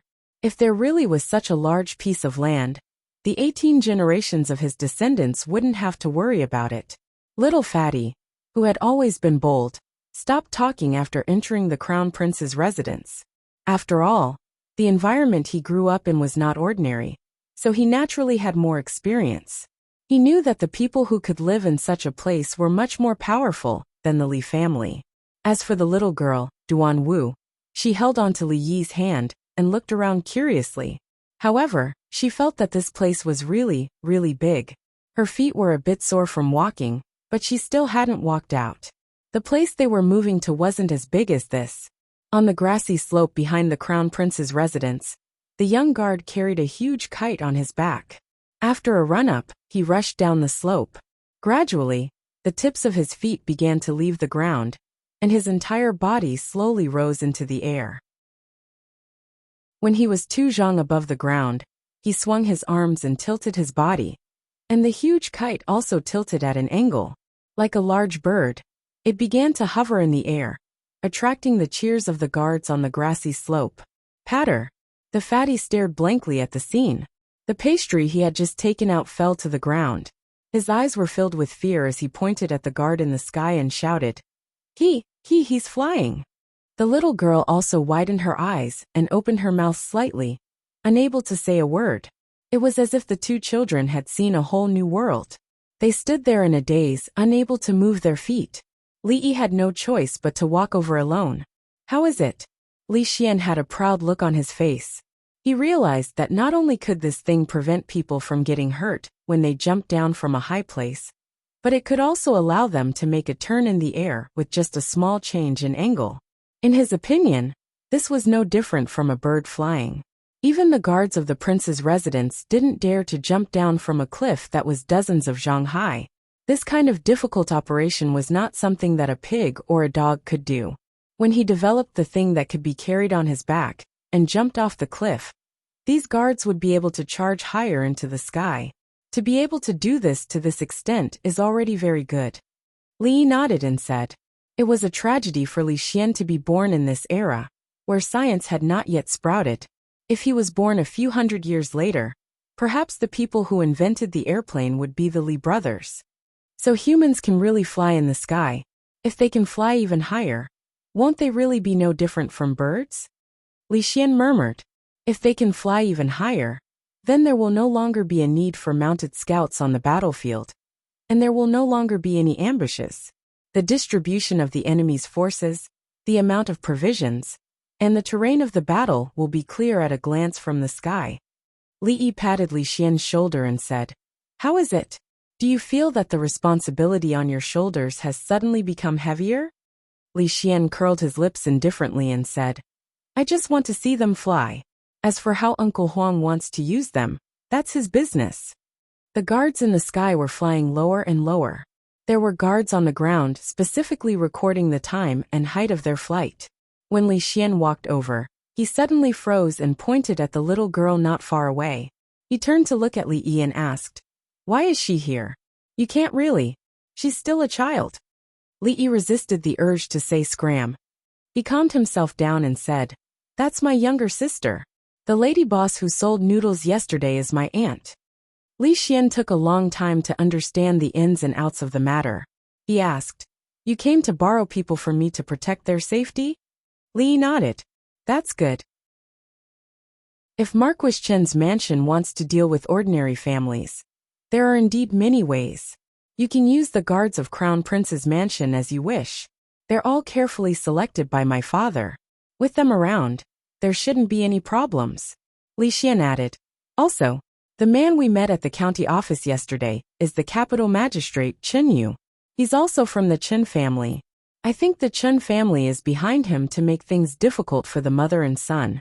But don't worry about this. Uncle Huang doesn't like officials who bend the law for personal gain, especially in a place like the capital. Chen Yu will be transferred to another province in 2 days. We don't know who the new capital magistrate will be, but it definitely won't be the surname Chen." After saying that, Li Xian went over to check his kite. Since Li Yi didn't intend to bring his mother's family to the Li family, he naturally wouldn't use the guards of the Li family. In the vast capital city, there were only 2 people he could absolutely trust. Emingzi lived in the palace, so he couldn't meet her at will. Li Yi didn't want to see her either, so Li Xian was the only one left. His straightforward attitude moved Li Yi quite a bit. Although he was a little silly sometimes, he was the kind of friend who could be relied on at critical times. Seeing Li Yi walking over to check the big kite, Li Yi waved to a guard. "Go get a pen and paper." Although the guard didn't know why Li Yi wanted a pen and paper, he still followed his order and quickly brought it over. There was already pen and paper here. A table was placed on the grass, and it was filled with simple drawings. 2 guards directly carried the table over. Li Yi picked up the pen and quickly sketched on a blank piece of paper. Soon, a bird-like object with long wings appeared on the paper. "What's this?" Li Xian walked over and asked with a puzzled look. "A glider. A glider." Li Xian was still a bit puzzled. "It can enable your guards to fly higher and farther." Having got a simple shape, Li Yi started to mark the size. There were a few key parts that needed to be enlarged. Higher and farther. Hearing these words, Li Xian's eyes shone at once. On the top of a grassy slope not far away, the little fatty's eyes were full of admiration when he saw another person flying up with a big kite on his back. However, when he lowered his head and looked at his own body, his eyes dimmed. In a further place, a beautiful woman was standing on the bedside of a delicate attic. Hearing the cheers from the grassy slope, she lowered her head and added the last stroke to the picture on the table. In the picture, some weird kites were flying in the azure sky. Chapter 328. In the Ming Dynasty of another world, there was also a man named Wan Hu who had the dream of flying into the sky. He tied the rocket to a chair and wanted to fly to the moon to have intimate contact with Chang'e for the first time. Of course, he failed and even lost his life. Obviously, Li Xian was much smarter than Wan Hu. He never risked his life. Instead, he just wanted to send his guards to the sky. However, based on his knowledge, it was as difficult as hell for him to realize this dream. His whole life was far from enough. What Li Yi could do for him was to guide him onto the right path and reduce the amount of time he would have to waste due to detours. The drawing he drew on the paper was the simplest and most primitive glider, which was so simple that it was not driven by power. Even so, it would take Li Xian a lot of time to make it. After selecting 6 guards and instructing them to follow Li Yi, Li Xian started to study the drawing carefully. It was better not to disturb him at this moment. Li didn't bid farewell to him. Instead, he just left with the two kids silently. After passing through a long corridor, he bumped into some figures walking towards him. "Nice to meet you, princess." The guards behind her all bowed to her. Li raised his head and saw a strange and beautiful woman. It should be the first time for him to see Li Xian's wife. Yesterday in the cold mountain temple, as she was wearing a mask, he didn't see her look clearly. When Li Xian was in Qing'an Prefecture, he once said that his fiancée was a first-class beauty in the world. Now that he met her, he knew that the rumor was true. The young woman in front of him not only had an outstanding look, but also faintly revealed an air of nobility that commoners didn't have. Undoubtedly, the temperament of the daughter of a big family had been fully revealed. Pitifully, it seemed that Li Xian had not been enlightened in this aspect. He didn't look like an experienced woman at all. For him, a drawing of a glider was far more attractive than an unparalleled beauty. "Greetings, Crown Prince Consort." In the end, the two of them were people from two different worlds. Li cupped his hands together and spoke softly. After seeing the other party nod slightly, Li took large strides forward. The woman looked deeply in the direction in which Li had left and said softly, "Yinji, do you know that young man just now?" "Crown Princess, that is Li. He is a friend of the Crown Prince from Qing'an Prefecture." A young girl beside her replied. She had originally been Ning Wangfei's personal servant girl. This time, when Wang Yi and Wang Fei had returned to Qing'an Fu, they hadn't taken her with them. Now, all of the internal affairs of the Shitzi Fu were personally managed by her. "Oh, he's Li." The woman looked back at the direction of the grassy slope, her eyelids slightly drooping. Her husband had always liked to study those strange things and never socialized with others, including herself. It was as if no one could integrate into his world, except for that young man just now. The two of them did not talk much, but she had heard this name more than once.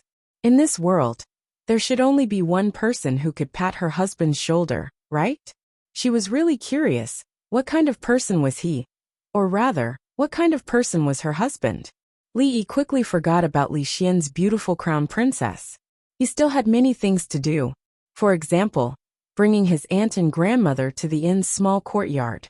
The old lady seemed to be sick, and he needed to find a reliable doctor. After they went, did he need to buy some daily necessities? He didn't know if the inn would provide them, of course.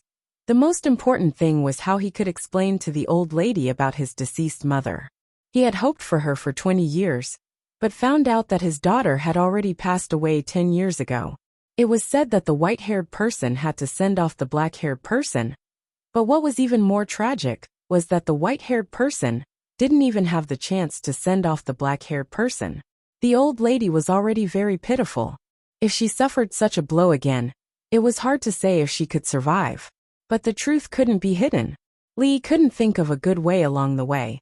When he walked back to the alley again, he heard a noise coming from inside. He walked in quickly and saw a few strange men lying in front of the He family's door, wailing incessantly. The guards of the Li family stood at the side and looked at them coldly. There were also many people watching from afar. What happened? Li walked over and asked. A guard came over and said, "Not long after young master left, these people appeared and wanted to stop us. Then we fought with them, and the result is like this." Obviously, although the guards of the Li family were not 1 in 100 or 1 in 1,000, they had no problem dealing with a few street bullies. Li didn't even ask who ordered them to do this. Li Xian just told him that yesterday afternoon, the Chen family sent people to the Crown Prince's mansion to apologize, but they didn't even enter the gate of the Crown Prince's mansion. Now they couldn't even take care of themselves. These people should have been arranged by them before. "Where are we going?" The old lady had already woken up. She was helped out by Duan Wu's mother. She murmured, "Did Lady Jade come to pick us up? Where is Lady Jade? Why didn't she come herself?" When the guards of the Li family helped her into the sedan chair, the wrinkles on the old lady's face smoothed out. The old lady had another son, who was Li Yi's uncle, who worked outside and went out early and came back late. Li asked a guard of the Li family to wait here. When he came back, the guard would take him directly to the inn. After returning to the inn, Li asked Uncle Li and the guards of the Li family to go back first. There would be no problem with the people of the Crown Prince's mansion here. Inside the room, Duan Wu was carefully putting the delicacies that Brother Fatty had given her into the old lady's mouth. Li stood in the courtyard and looked at the peaceful scene in the room from afar. He finally realized that he had a few more relatives in this world. The woman named He Xiao walked out of the room and came to Li Yi's side. She looked up at him and asked softly, "Child, tell Aunt your mother she." Li Yi sighed and said softly, "My mother, she passed away more than 10 years ago." The woman's body trembled. Even though she had already guessed the truth, her face couldn't help but pale. Tears instantly rolled down her face. "This matter? Don't worry, I won't tell mother." The woman wiped the corner of her eyes and said, "After sister passed away, mother cried until her eyes went blind. For the past 20 years, she has been hoping for her to come back every day. Let's just hide it from her." Li Yi sighed again. He had always thought that crying until one's eyes went blind was just an exaggerated expression in literature. Only now did he realize that it was just his ignorance. Where's my grandson?" The voice of the old lady came from inside the room. Li quickly walked in. Chapter 329. Dinner was sent over by the inn's waiter. The little fatty and Li Yi stayed for dinner. The little fatty, who had lived a luxurious life, clearly had little interest in the inn's food. Duanwu took the chicken leg that Li Yi had torn for her and gnawed on it. In the past, she rarely had the chance to eat meat. When her uncle came back from outside, he would occasionally bring her some small food, the kind that could be bought with 2 copper coins. That was her happiest moment. During dinner, Li chatted with the old man for a while, trying to avoid mentioning his late mother. The old man had no objection to moving his family to Qing'an Prefecture. Home was only where there was family. After suffering for so many years in the capital, there wasn't much he missed here. Originally, he had been intentionally or unintentionally asking about Li Yi's mother. After hearing that Li Yi had a family, the old man's attention was diverted. He was clearly excited, and his empty eyes seemed to glow again. "Come to think of it, you're going to be crowned soon. You should hurry up and carry on the family line." The old man repeatedly said this during dinner. Speaking of this topic, Li Yi could only smile bitterly. If it wasn't for the matter in the capital, he would have started this great task a long time ago. After dinner and drinking medicine, the old man fell into a deep sleep. Li Yi looked at the sky. He had been busy the whole day, and it was time to go back. He left a few dozen taels of silver for Duanwu's mother to keep in case he needed it. Walking out the door, he saw a few guards of the Crown Prince's manor standing in the yard. "I'll have to trouble you for the next few days." Li Yi walked over and saluted them with his hands folded in front of his chest. "You're welcome, Li." The leading guard smiled and said, "Don't worry, with us here, there won't be any problems." As for the ability of the guards of the Crown Prince's manor, Li Yi was very confident. He didn't say much more. After waving goodbye to Duanwu, who had walked him to the door, he took the little fatty back to the Li family. He had just come out of the inn with the little fatty and the 2 guards of the Li family. When they were walking on the street, someone walked toward them. "Excuse me, young master. My master invites you to the Golden Phoenix Pavilion for a chat." A young man dressed like a manservant approached Huang Xiaolong with a faint smile. Li Yi asked doubtfully, "Can you tell me who your master is?" "Young master, you'll know when you get there." The manservant was obviously unwilling to reveal the other party's identity. "Then I won't go." Li Yi simply turned around and left. He did not have many friends in the capital. Obviously, the other party could not be Li Xian or Emingzu. Of course, it could not be the old monk that he just met.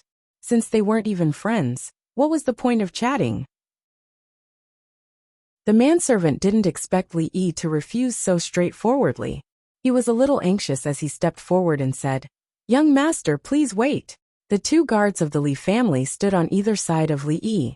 If the person in front of them made any moves, they would immediately arrest him.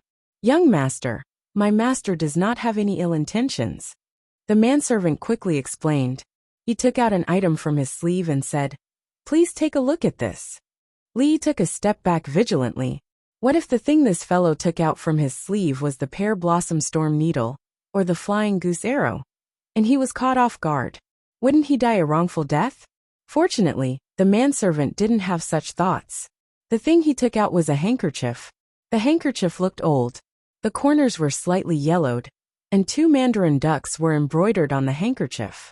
The person who embroidered this handkerchief was obviously an expert in needlework. Li Yi had received many handkerchiefs before, and the one in his hand was the most exquisite. The expressions of the 2 guards of the Li family clearly didn't look right.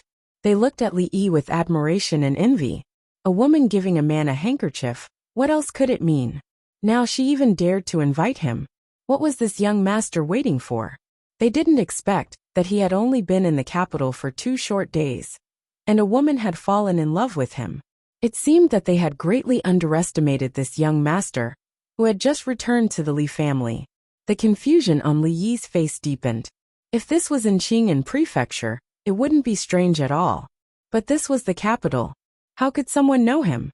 Moreover, the handkerchief was usually given to a woman. Who would give an old handkerchief? Looking at the age of this handkerchief, it would take at least 10 years to achieve this effect. You can't have mistaken me for someone else, right? Li asked the manservant. Young master, is your surname Li? The manservant also looked at Li Yi suspiciously. Yes, he was almost the same as the portrait he had seen. The only thing he couldn't figure out was that this young master seemed to be a little too young. However, the portrait couldn't be wrong. After seeing Huang Xiaolong nod his head, the manservant didn't have any more doubts. Since young master's surname is Li, there can't be any mistake. The manservant said with absolute certainty, "You two bring Inkai back first." Li Yi instructed the 2 guards. He still decided to go and take a look. The reason why he didn't need the 2 guards to follow him was because, with their fighting strength, they definitely wouldn't be able to handle something that even he couldn't. Moreover, Golden Phoenix restaurant was just across the street. Nighttime was the time when the restaurant's business was at its peak. With so many people coming and going, there wouldn't be any problems. The 2 guards naturally wouldn't delay their young master's appointment with the beauty. They forcefully dragged the little fatty away. "Young master, please." The manservant smiled and made an inviting gesture. "Wait a moment." Li still felt that it wasn't safe. He called for 2 guards from the crown prince's residence. There was nothing wrong with being more cautious. What if there really was a woman with bad intentions and coveted his beauty? If there were more people, with his mediocre martial arts, he wouldn't be able to resist. Li Yi remembered that there was a brothel called Golden Phoenix Restaurant in Qing'an Prefecture. The top courtesan there had even gifted him a handkerchief. But here Golden Phoenix Restaurant was really just a restaurant. The restaurant's business was very good. The lobby downstairs was filled with customers. Li Yi followed the manservant up to the 2nd floor. The manservant didn't seem to mind the 2 strangers following behind Li Yi, as if he really didn't have any ill intentions. "Young master, my master is inside. You can go in by yourself." After leading Li Yi and the others to a quiet room at the end of the corridor, the manservant immediately retreated. Li didn't know what was going on. He lightly knocked on the door. "Come in." A gentle female voice came from inside the room. There seemed to be a slight tremble in the voice, but Li Yi wasn't sure if it was a misperception. The door was unlatched. After pushing the door open, Li Yi hesitated for a moment before stepping in. Chapter 330. "Jeaner, do you think he will come?"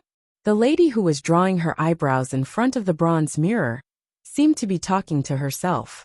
"Young miss is so beautiful, he will definitely come."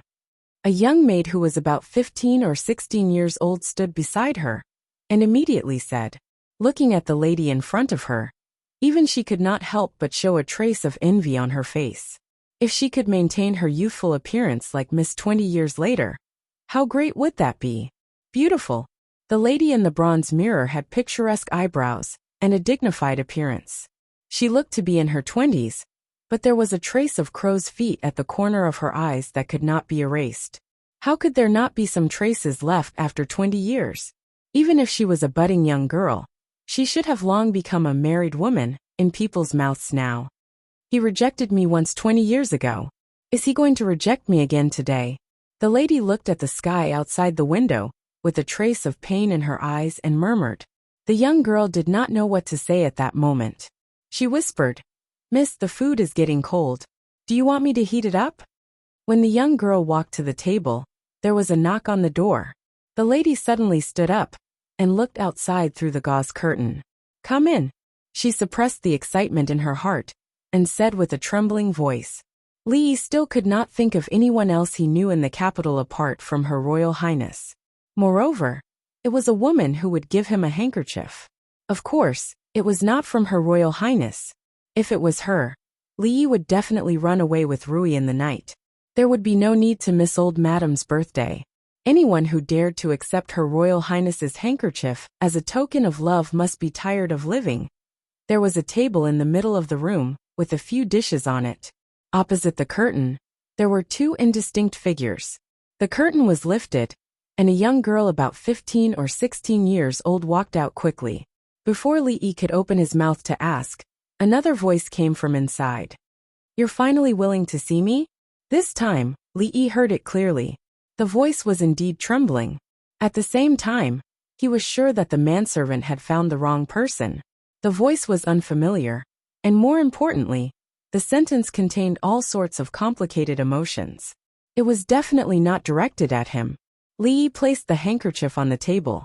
Just as he was about to leave, the woman let out a long sigh and said, 20 years ago, you returned the handkerchief I gave you. Now you want to return it a second time. Since you don't want to see me, why did you come? 20 years ago. Li shook his head. 20 years ago, he was still in his mother's womb. Miss, you've got the wrong person. Li sighed. He wondered which heartless fellow had actually made a girl wait for 20 years. What could he not say clearly? Why did he have to delay the girl's youth? Why did this routine sound so familiar? You're not him. The curtain was suddenly lifted, and Li saw an unfamiliar woman walk out. She seemed to want to say something, but after 2 steps, she looked up at him and suddenly froze. Auntie, what's wrong? When Li opened his mouth again, he couldn't say the word miss anymore. Just now, the other person said that she had waited for a person for 20 years. 20 years ago, when she had her first awakening of love, she was at least 14 or 15 years old. Now she was probably about the same age as his aunt. Naturally, he couldn't call her miss anymore. However, the other person seemed to have a technique to retain her youth. She looked like she was in her 20s, even though she was in her 30s. If one didn't look carefully, they wouldn't be able to tell. Miss. The woman looked at Li and bitterly laughed. So you've already forgotten about me? Li felt that he was more wrong than Do-yi. Could it be that this auntie was myopic? She couldn't even recognize her lover. Or could it be that not only did he have a common face, but he also looked especially old? If she wasn't myopic, then she must be a fool. Such a beautiful woman was actually a fool. The heavens were really cruel. Li sighed and turned to walk out the door. Don't go, I beg you, don't go, don't leave me alone again. Suddenly, a sorrowful cry came from behind. Then, Li found himself being hugged from behind. He was startled and was about to let go of her hands when he heard her choking voice saying, Ming Han, don't go. I'm willing to be your concubine. I'll go beg my father and brother. If they don't agree, I'll threaten them with death. They will definitely agree. Don't leave me behind again. Ming Han. Li's expression changed dramatically. It was as if he had been struck by lightning. You said it when we were young. You said that when I grew up, you would marry me. I've waited for so long. 10 years. I've finally grown up. But why didn't you keep your words? Do you know that after you left, I was so afraid that you would never come back? Every month I went to beg Bodhisattva. You finally come back. My brother and the others didn't tell me, but I really want to see you again. The Chun family's daughter can't be a concubine. It doesn't matter, I'll go beg them. They will agree, they will definitely agree. The woman's voice choked with sobs. In a short period of time, Li felt his back become wet. He opened his mouth wanting to speak, but it was as if something was stuck in his throat. He couldn't say a single word. After a long time, Li Yi let out a long sigh. He moved her hand away and turned around. He lowered his head, not daring to look at her eyes. He said in a low voice, "You've got the wrong person. I'm not Li Minghan." "How could I not recognize you?" The woman didn't even have time to wipe her tears. When she raised her head to look at Li Yi, her body suddenly trembled. She immediately took a few steps back, and her face turned pale. "You're not him. Who are you?" She had a look of disbelief on her face. She mumbled, "Why? My name is Li Yi." Li Yi said in a low voice, "Li Minghan is my father." Yes. The woman was silent for a long time. The way she looked at Li Yi became incomparably complicated. The two of them looked so similar. Even in her excitement, she didn't recognize him. It wasn't surprising that her subordinates had mistaken him. Her eyes regained their clarity. She placed the handkerchief on the table in Li Yi's hand and said, "Help me give this handkerchief to your father. Tell him that I'll be waiting for him here tomorrow night at the same time." Li Yi shook his head and said, "I'm afraid I can't help you with this matter." The woman raised her head to look at him and said, "Don't worry. I won't fight with your mother. I just want to see him again." "That's not the reason why I can't help you." Li Yi was silent for a moment. He said with difficulty, "Because he has been dead for more than 10 years. The expression on the woman's face froze. In that instant, her face turned as white as a sheet of paper. What did you say?" Her voice trembled even more. Li Yi lowered his head and said nothing. The woman's body became unsteady. She took a few steps back and leaned against the table to prevent herself from falling. No, how could it be Minghan? How could he?" She kept shaking her head and mumbling to herself. Her face turned even paler. She bit her lips tightly, and a trickle of blood flowed down the corner of her mouth. Li Yi watched this scene in a daze. He did not know what to do. He had only taken one step when the woman screamed, Leave. I don't want to see you again. You liar. How could Minghan die? Minghan can't be dead. How sinful."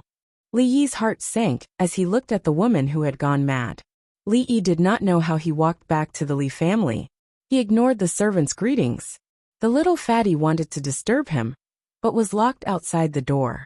After knocking on the door for a long time, he could only leave helplessly. "What's wrong with you?" Rui jumped off the wall. He looked at Li Yi, who was standing in the courtyard with a dazed expression. He had not moved at all for 2 hours. He walked over and asked, "Damn it." Li Yi gripped the embroidered handkerchief in his hand tightly and said in an extremely annoyed tone, "What did you say?"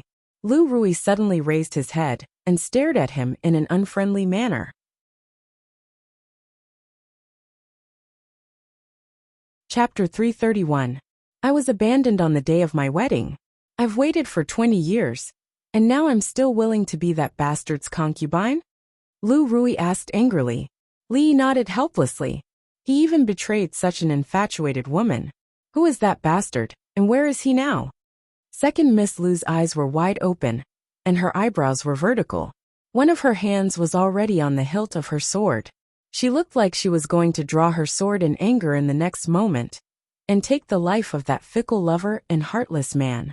If she was born in the future, she would definitely be the most radical fighter for women's rights. He's dead. That bastard has been dead for more than 10 years.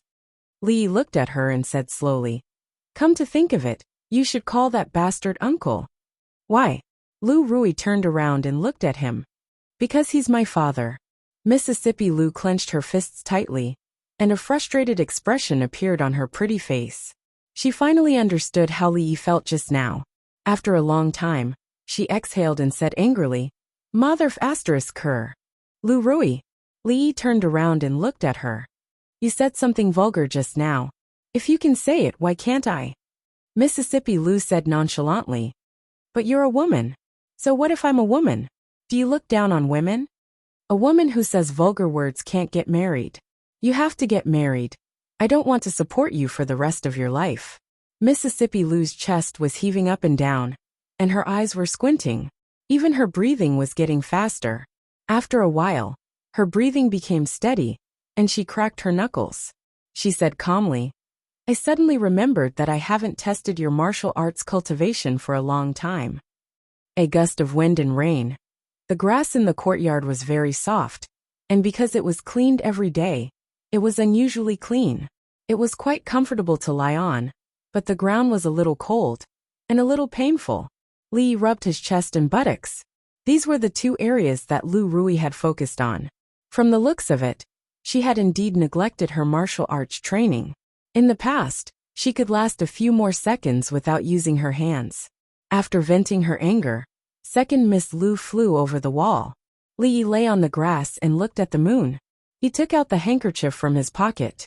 When he thought about the look in the woman's eyes when he left, he couldn't help but feel a chill in his heart. As the legitimate daughter of a duke, she was willing to be a concubine, so that she could be with the person she loved. She had persevered for 20 years and suffered indifference and criticism. But in the end, all she got was the news that the other party was no longer in this world. For someone who was infatuated with love, after experiencing such a thing, they would probably go crazy. If she could not get over the shock of this matter, the tragic ending was almost certain. She shook her head helplessly and thought to herself, "Damn it, what kind of sin did I commit? The capital was indeed too complicated. I'd better go back to Qing'an Prefecture. Xiao Huan Rui wait for me." She didn't sleep well that night. She woke up early in the morning with dark circles under her eyes. She washed her face with cold water in a daze and woke up. As usual, she had to greet the old mistress in the morning. Rui had passed before her, and now she was enjoying the treatment of a young mistress in the Li mansion. Even Li Yi couldn't compare to her. "When you go out, take some money from the accountant's office. All these years, the Li family owes the He family a lot." The old mistress sighed and said when Li Yi was about to leave. Li paused and smiled. "Thank you, grandmother, but there's no need. I have enough money here." When he left, Rui brought him a lot of money. Everything in the Li family was used, and there wasn't much to spend outside. Li didn't lack money. "I'll have someone send the money to you. This is what the Li family owes them." The old mistress shook her head and said with a complicated expression, "It's reasonable for you to do this. The capital isn't a good place for them. It's better for them to leave as soon as possible. The money is enough for them to live without worrying about food and clothing." Her son, who was supposed to inherit the Li family and decide the rise and fall of the Li family, refused the marriage with the House of Duke and eloped with an ordinary woman. This caused the family to lose face. The old mistress also had resentment in her heart. However, 20 years had passed and both of them had passed away. The old mistress didn't want to talk about the past anymore. Li didn't want to trouble the Li family with this matter. He bowed his head and left. In the backyard, Li Ming's wife, Madame Fong, looked at him with dissatisfaction and asked, "Do you know that he took all the He family members away?" Li Mingze was tidying up his official robes. When he heard this, he said, "This is what he should do. If it wasn't for the He family, the Li family wouldn't be like this. They owe us, we don't owe them anything. The old mistress wants to take 1,000 silver from the accountant's office to give them. What right do they have?" Madame Fong said angrily, "You don't need to care about this matter anymore." Li Mingze tidied up his official robes, glanced at Madame Fong and strode out. Looking at his departing figure, Madame Fong's eyes flashed with resentment. She muttered, "I don't care. If I don't care, your position as the head of the family will be taken by someone else. Leaving the Li family is one thing, but why did you come back? Li Minghan is short-sighted and unscrupulous. His son isn't any better. He will only cause the Li family to decline even earlier. I'm doing this for the Li family for you." Madame Fong looked out the door and said coldly, "The old mistress has become muddle-headed. There's still me. I definitely won't let the Li family be destroyed by an outsider." "Is the third young lady inside?" In the Chun family, a middle-aged man asked the servant girl at the door. "Yes, the third young lady is inside," the 15 or 16-year-old girl said with a trembling voice, as if she was about to cry. "What are you afraid of?" Chen Chong glanced suspiciously at the servant girl, then pushed open the door and walked in. Behind the curtain, an exquisite woman sat by the bed. A smile appeared on Chen Chong's face as he said, "Miao Yu, the plum blossoms on Mount Han are just in time. Let the servant girls accompany you to take a look. Don't you like worshipping Bodhisattva the most?" While you're at it, you can also go to the cold mountain temple to take a look. Worshipping Bodhisattva. Even if it's worshipping Bodhisattva, what's the use? It's all fake, it's all fake. The woman's voice was hoarse as she muttered. If you don't want to worship, then don't. Today's weather is very good, so it's not bad to take a look at the plum blossoms. There were not many taboos between siblings. When Chen Chong lifted the curtain and gazed in, his expression suddenly changed. It had only been half a day, but the woman's waterfall-like black hair was already grizzled and her face haggard, as if she had instantly aged 10-some years. Miaoyu, what's wrong? How did it become like this? Chen Chong was shocked. Quickly walking over, he grabbed her arm and asked, Dead, he's dead. The woman's eyes were lifeless as she muttered to herself. Who's dead? Chen Chong immediately asked. Minghan's dead. How could Minghan die? She still hasn't married me. Seeing the haggard appearance of his little sister, who had once been doted on by everyone, Chen Chong's eyes almost popped out of their sockets. Striding out, he grabbed the arm of the young woman outside the door and coldly said, Speak, just what happened? The young woman shuddered and knelt on the ground with a thud. The Li family, my Chen family and you, will not rest until one of us is dead. After a moment, an incomparably cold voice rang out, seeming to come from the underworld. All the servants of the Chen clan in the courtyard couldn't help but shiver. Chapter 332. This damned weather, it's so cold. Li walked out of the courtyard with his arms crossed. It was a sunny day yesterday, but it started to drizzle in the morning. The temperature dropped instantly. He was only wearing a thin shirt, and the cold wind wrapped in the drizzle hit his body. He felt a little cold. Old mistress said yesterday that the rain was coming. It might rain in the next few days. She asked him to wear more clothes. If he didn't listen to the elders, he would suffer. He should listen to the elders in the future. Li couldn't help but admire the wisdom of the ancient people. They separated the 24 solar terms and created the most primitive meteorology. They could accurately predict the change of seasons and climate. On the rain day, it would rain when it was said to rain. However, it was reasonable to say that after this sunny day, the weather would gradually get warmer. It was a chilly spring. A cold wind blew again. Li tightened his clothes and decisively gave up on the plan to go out. Everything was fine in the courtyard of the inn. Hai Dukchen seemed to have settled down for the past 2 days. They didn't cause trouble for them anymore. The guards of the Crown Prince's residence were bored to death. They were eager to catch a few ignorant thieves to relieve their boredom. This directly caused the people in the inn to take a detour when they passed by the courtyard. Just yesterday, Li had also met his only uncle. He was a middle-aged man who looked very sturdy. He was even sturdier than old Fong. He usually worked outside to support the family. The only reason the remaining women and children of the He family had been able to survive for so many years was because of this pillar of support. His uncle was also married in the early years. Later they divorced for some reason. It was probably related to the pressure of the Chen family. In this way, his mother's people were all gathered. The capital was a place of trouble. They should hide as far away as possible. Although Qing and prefecture was not as big as the capital, it was still one of the top 3 prefectures in the Jing kingdom. Most importantly, it was filled with his own people.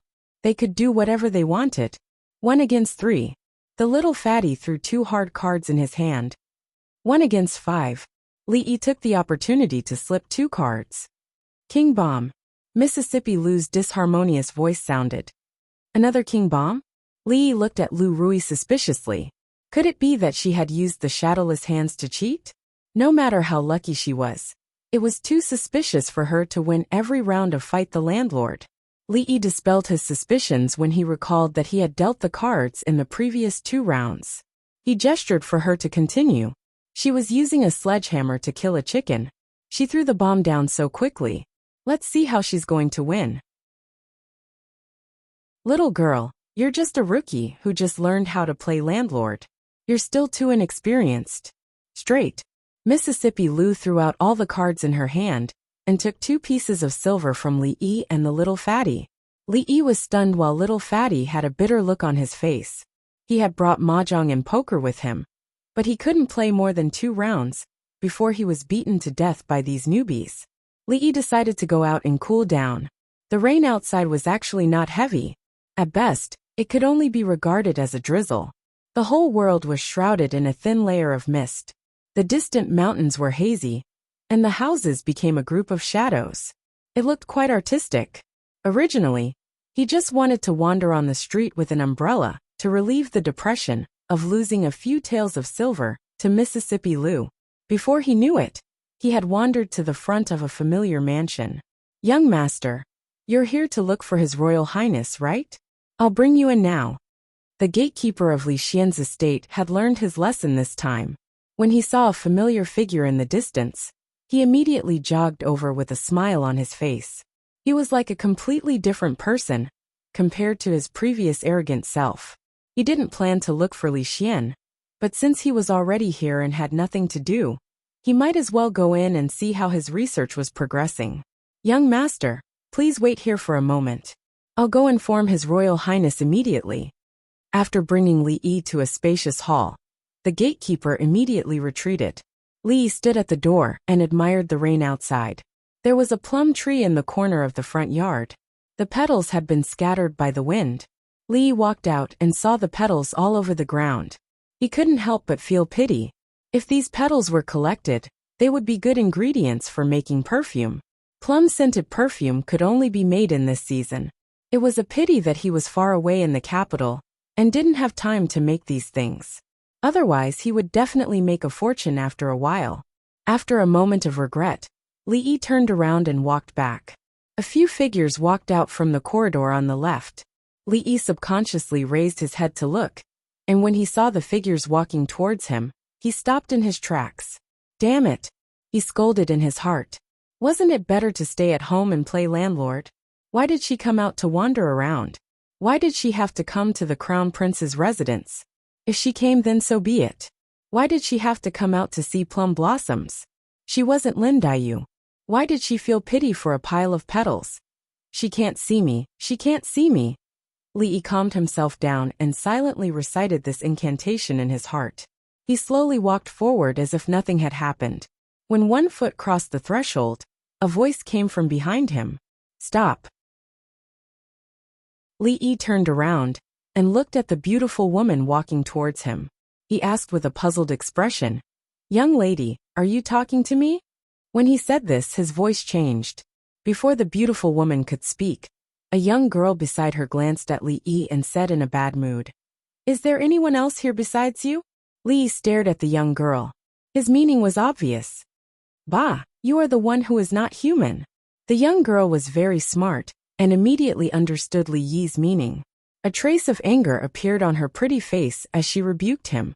Ignoring the arrogant young girl, Li Yi bowed to the beautiful woman politely and asked, "May I know why this young lady asked me to stop? I haven't seen you for a long time, and you have improved. I wonder how much you have learned in the art of changing your appearance and voice."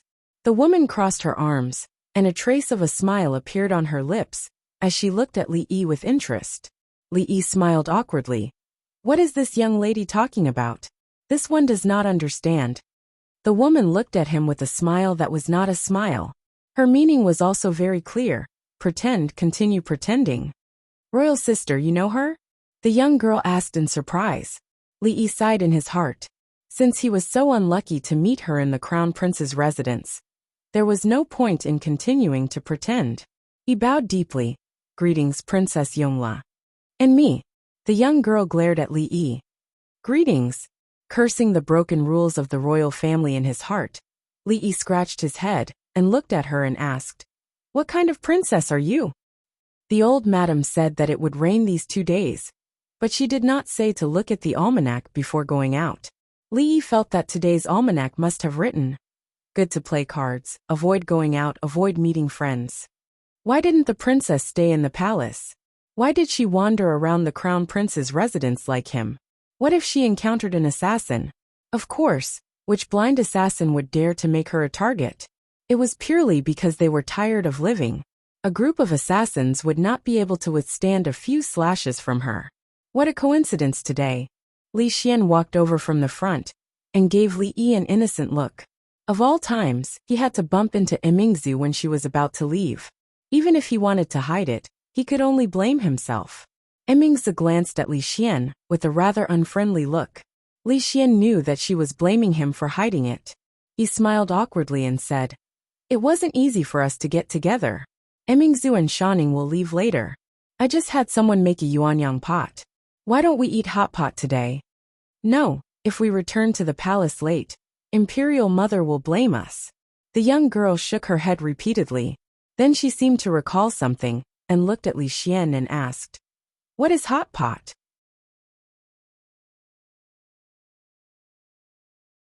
Chapter 333. The Crown Prince's residence actually had green vegetables to eat in the middle of winter. Although they were shriveled and not very fresh, they were many times better than the vegetables that were stored in the cellar. It was really good to be born in the royal family. In such weather, fresh vegetables were more precious than gold. There were 4 people around the hot pot. It was a familiar scene. When he was in Qing'an Prefecture, 2 members of the royal family often came here to freeload. This time they could finally freeload. The little princess refused to say anything about returning to the palace earlier. She carefully blew on the meat roll that had just been scooped out. After dipping it in the unique ingredients, she put it into her mouth unhurriedly, with a satisfied expression on her face. "Why did you come to the capital?" Emingzu looked at him and asked. "I have something to do. I will leave in a few days." Li Yi put some cooked vegetables in his bowl with serving chopsticks and answered casually. Li Xian had already asked this question once. It was quite complicated to explain. He was too lazy to explain it to her. It was more important to finish the meal and go home earlier. Emingzu said again, "Tianfa has been used in the army. We will know how powerful it is in a few days." Li Yi had no interest in heaven's punishment at all. She felt a little depressed in her heart. She was a princess of a country. What was the point of paying attention to these things all day long? Moreover, she had already seen the power of that thing. There was no doubt that in this era of cold weapons, whichever country the Jing state used gunpowder to deal with, that country would be out of luck. What is Tianfa? Li Yi was not interested. Someone else was interested. Li Xian pricked up his ears and asked with a gossipy face, "You will know in a few days." Li Yi scooped out the last piece of cooked meat roll from the pot, which made the little girl opposite him look at him angrily. The matter of Tianfa couldn't be kept a secret. Half a month later, the Jing kingdom would win a great victory, and the army would return to the capital. Then, everyone would know about this peerless weapon that they had used to besiege the enemy. "Once Tianfa makes a great contribution, my father will definitely reward you heavily." Emingzu continued. "What?" Li Yi stopped what he was doing. He looked up at her and asked, "Why are you rewarding me?" Then he realized something. He pointed at her angrily and said, "You didn't keep your promise." "Not me." Emingzu shook her head and said, "I only found out about it later, but Imperial Father never sent anyone to find you. You should know how much he values you." Li Yi's mood immediately fell to the bottom of the valley. He had thought that the old emperor, who was so busy every day, would have long forgotten who he was. However, with something like gunpowder, no matter how stupid or muddle-headed he was, he would not pretend that he did not know. It seemed that he couldn't underestimate the highest authority in this country. God knew if there were any special agents or spies around him. He had to be careful in the future. The most depressing thing was that he couldn't figure out what he was thinking at all. Even if he were the emperor, he wouldn't be able to do such a thing. Even if he were the emperor, he wouldn't be able to do so. If he couldn't figure it out, he would just stop thinking about it. He would deal with it when it came. What he needed to do now was to fill his stomach. If Imperial Father won't reward him. The little girl snorted coldly. Obviously, she was still brooding over the fact that she didn't snatch Li Yi's meat. What exactly is Tianfa? Li Xian looked at the two of them in confusion. He felt as if his heart was being scratched by hundreds of claws. "Don't ask so much." Li Yi glanced at him and said, "You will know when it's time to know." Seeing that both Li Yi and Emingzu remained silent on this matter, Li Xian nodded as if he understood. He really didn't ask any more questions. The knife skills of the chef in the Crown Prince's residence were obviously miles apart from Rui. The meat roll was not so thin, and needed to be cooked for a long time in the pot. Just as Li Yi and the little girl were fighting for the meat, in a spacious hall in the Li family, the old mistress frowned. She looked at Li Mingze, who had just returned from court, and said, "Is the Chen family really going to kill us? The impeachment is a small matter. It's all groundless rumors. There's no need to worry. However, the impeachers are all close relatives of the Chen family. They must have been instructed by the public house," Li Mingze said thoughtfully. "All these years, although the Chen family and the Li family have been in constant conflict, they have never brought this matter to the table." "Why?" Li Mingze was only halfway through his sentence when he was interrupted by Madame Fong. "What else could it be? 20 years ago, we made the Chen family lose face. 2 days ago, we beat up the Chen family's young master and protected the He family. If it was anyone else, they would not let it go," Madame Fong said angrily. "At that time, I told you not to interfere with the He family's matters. You didn't listen. Now the Chen family has started to make a move. How are we going to fight them?" The old mistress did not say a word. Although Madame Fong's words were harsh, it was also the crux of the problem. Li Mingze's face did not show any signs of nervousness, which official had not experienced impeachment before. The Chen family's little tricks did not affect him much. At that moment, he thought of something and said, "The third lady of the Chen family seems to have contracted a serious illness." After the court session, the emperor specially sent the royal doctor over. Could it be because of this? What a sin! The old mistress's mind flashed with the image of a young girl with a bright smile. She let out a long sigh and walked out with the help of her walking stick. A heart disease needs medicine to cure it. Third Mrs. Heart disease is not something that can be cured by medicine. I can only write a prescription for her to calm her mind. Lord Chen, you must remember to not let Third Miss suffer any more agitation. Imperial physician Lu Jimin walked out of the room and cupped his fists towards the middle-aged man, who was waiting outside the door. "In that case, I thank Imperial physician Lu." Chen Qing cupped his hands and thanked him. Official Chen is too polite. After sending off Imperial physician Lu, Chen Qing stood in front of his sister's room. Thinking of her haggard appearance, he sighed and did not push the door open to enter. "Big brother, what did Imperial physician Lu say?" Chen Chong walked over and asked with concern.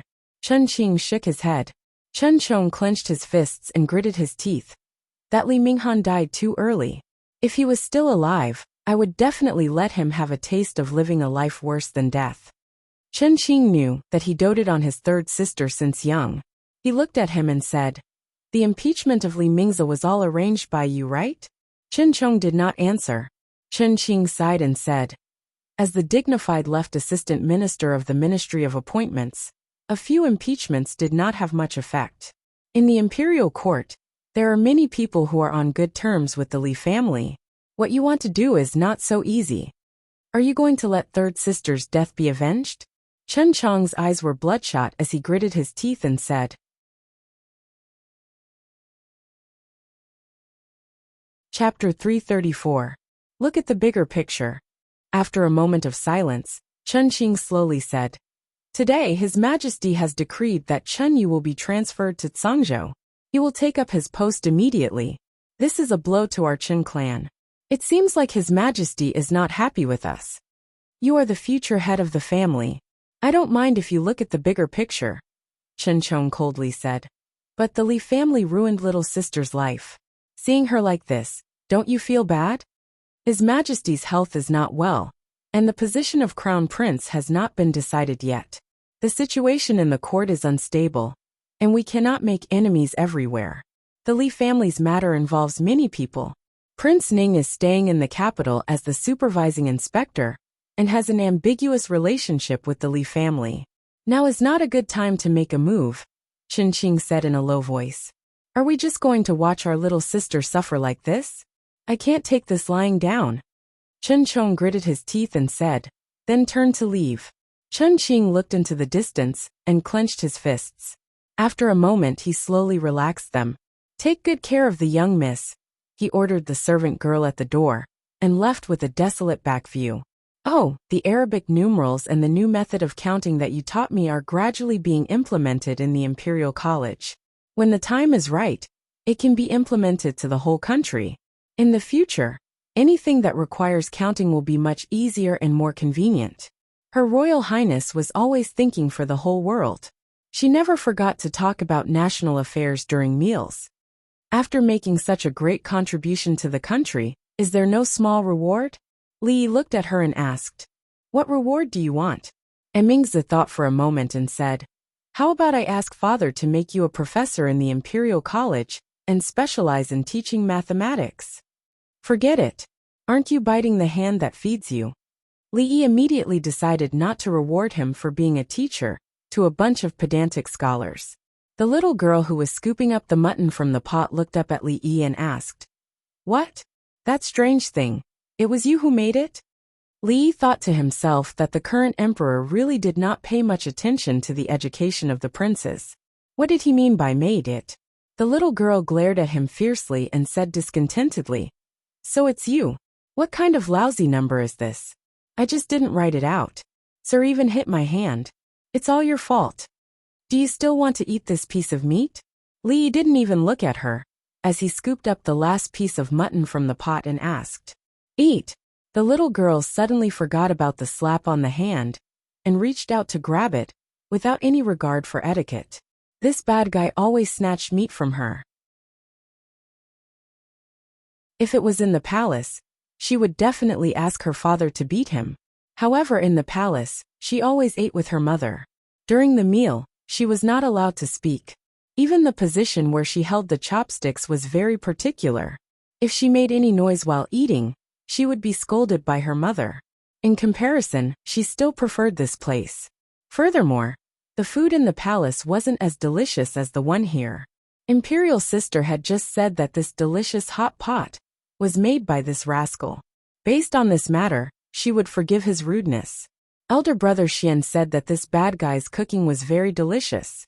When he returned to the palace, he would ask his imperial father to send people to capture him and make him cook for him every day. He would make him fight for meat with him. As this image appeared in her mind, the little girl couldn't help but laugh out loud. Li looked at the little princess with pity. He felt that she wasn't very favored in the palace. She was so happy to eat a piece of meat. So there were also different ranks of princesses. Poor child, she must be the lowest rank. After a satisfying meal at the crown prince's residence, the little princess was escorted back by the palace guards. Li strolled on the streets to digest his food while the princess walked beside him. Since the matter of Tionfa couldn't be hidden, our original agreement is now invalid. Li said as he walked. "No, I didn't say anything." Emingzi straightforwardly refused. "You're acting shamelessly." Li turned to look at her. "We originally agreed that Tionfa was discovered by Shen Liang first. The agreement was also built on this premise. Now that the matter has been exposed, the agreement naturally doesn't hold. I only promised you that I wouldn't tell my imperial father about this matter." Emingzi said lightly. "I did this and didn't violate the original agreement, so the agreement is still valid." She wouldn't lie about this matter. Li thought about it carefully. What she said seemed to be the truth. At that time, he didn't consider that the emperor would find out through other means. But why did he still feel so uncomfortable in his heart? If he had known that he couldn't hide it, he wouldn't have made the agreement. This was a big loss. Be careful. As he lowered his head gloomily, he suddenly felt a strong force on his arm, and his whole body was pulled to the side. A carriage whizzed past him, raising a trail of smoke and dust. The pedestrians on the road all dodged. When the carriage passed, they couldn't help but curse. Li also wanted to curse. A few days ago in Qing'an Prefecture, he was almost hit by a guy riding a horse on the street. When he came to the capital, he almost had an intimate contact with the carriage. Damn it, he lived for 20 years in his previous life. How lucky was he to not be hit by a car? Even the streets of Qing'an Prefecture didn't allow horses to ride, let alone carriages that fast. Moreover, this was the capital. Li felt that it was better to not be distracted when walking in the future. He turned to ask Emingzi, "Are all the carriages in the capital so fast?" "That's the envoy from the Qi Kingdom. Emingzu said with a frown as she looked at the direction where the carriage was going. No wonder. Li murmured. Regardless of ancient times or modern times, the strongest fist was the last word. In today's situation, the Qi Kingdom was the only superpower and had the strongest military force. The Jing Kingdom was still being bullied by them. It was normal for them to be a little arrogant. They had the capital to do so. However, this was too damn arrogant. This was the capital of the Jing Kingdom, and the envoy from a foreign kingdom was even more arrogant than the nobles in the capital. It seemed that the people of the Qi Kingdom were extremely confident. With heaven's punishment, this time, we must make the Qi Kingdom pay the price. Emingzu clenched her fists and gritted her teeth. It seemed that she had been unhappy with these fellows for a long time. As a princess of a kingdom, she could only watch as foreigners swaggered around in her own land. How aggrieved must she be? These people wouldn't be arrogant for long. In today's world, if gunpowder was used well, it was no different from a nuclear weapon. Once heaven's punishment was used, the war horses would be useless, and the cavalry of the other party would be useless. It was said that the cavalry of the Qi Kingdom was the bravest. No one dared to resist their iron hoofs. If the cavalry was useless, their combat power would be reduced by at least half. With a few clay pots thrown out, harvesting people was no more difficult than harvesting straws.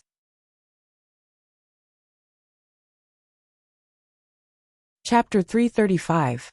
As a princess of a country, especially a leftover princess, what she should worry about the most was not marriage, but whether she would be sent to another country for a peace marriage, or whether she would be betrothed to some idiot from a minister's family. As a woman, her martial arts skills were unreasonably high, and she hated evil as if it was her enemy. She was full of national pride, wholeheartedly devoted to the country and the people, and always wanted to exploit others. No wonder she didn't get married, even though she was so old. If all the princes of the Jing Kingdom could be half as good as she was, after the death of the old emperor, the Jing Kingdom would have no problem to maintain its power for decades. If nothing unexpected happened, after the war with the Qi Kingdom, the Jing Kingdom's deterrence among all the countries would increase by more than one level. Moreover, divine punishment was just the beginning. Gunpowder could not only be used as bombs, but also guns and cannons. In the future, they would be antiques, but in the present, they were definitely great inventions at the forefront of science and technology. According to the law of historical development, with the appearance of black gunpowder, these things should be born soon. Last time he suffered a big loss. This time, Li didn't want to be the first bird to stand out. Anyway, divine punishment was enough for them to play with for many years. After saying goodbye to Emingzu, he walked back to the Li family alone. At the door, he saw his second aunt, Madame Fong, and two maids getting into a carriage. Before Li greeted her, she snorted coldly. As usual, she didn't even want to pretend to be kind. Li didn't care. It was not the first time he met his second aunt, who was difficult to get along with.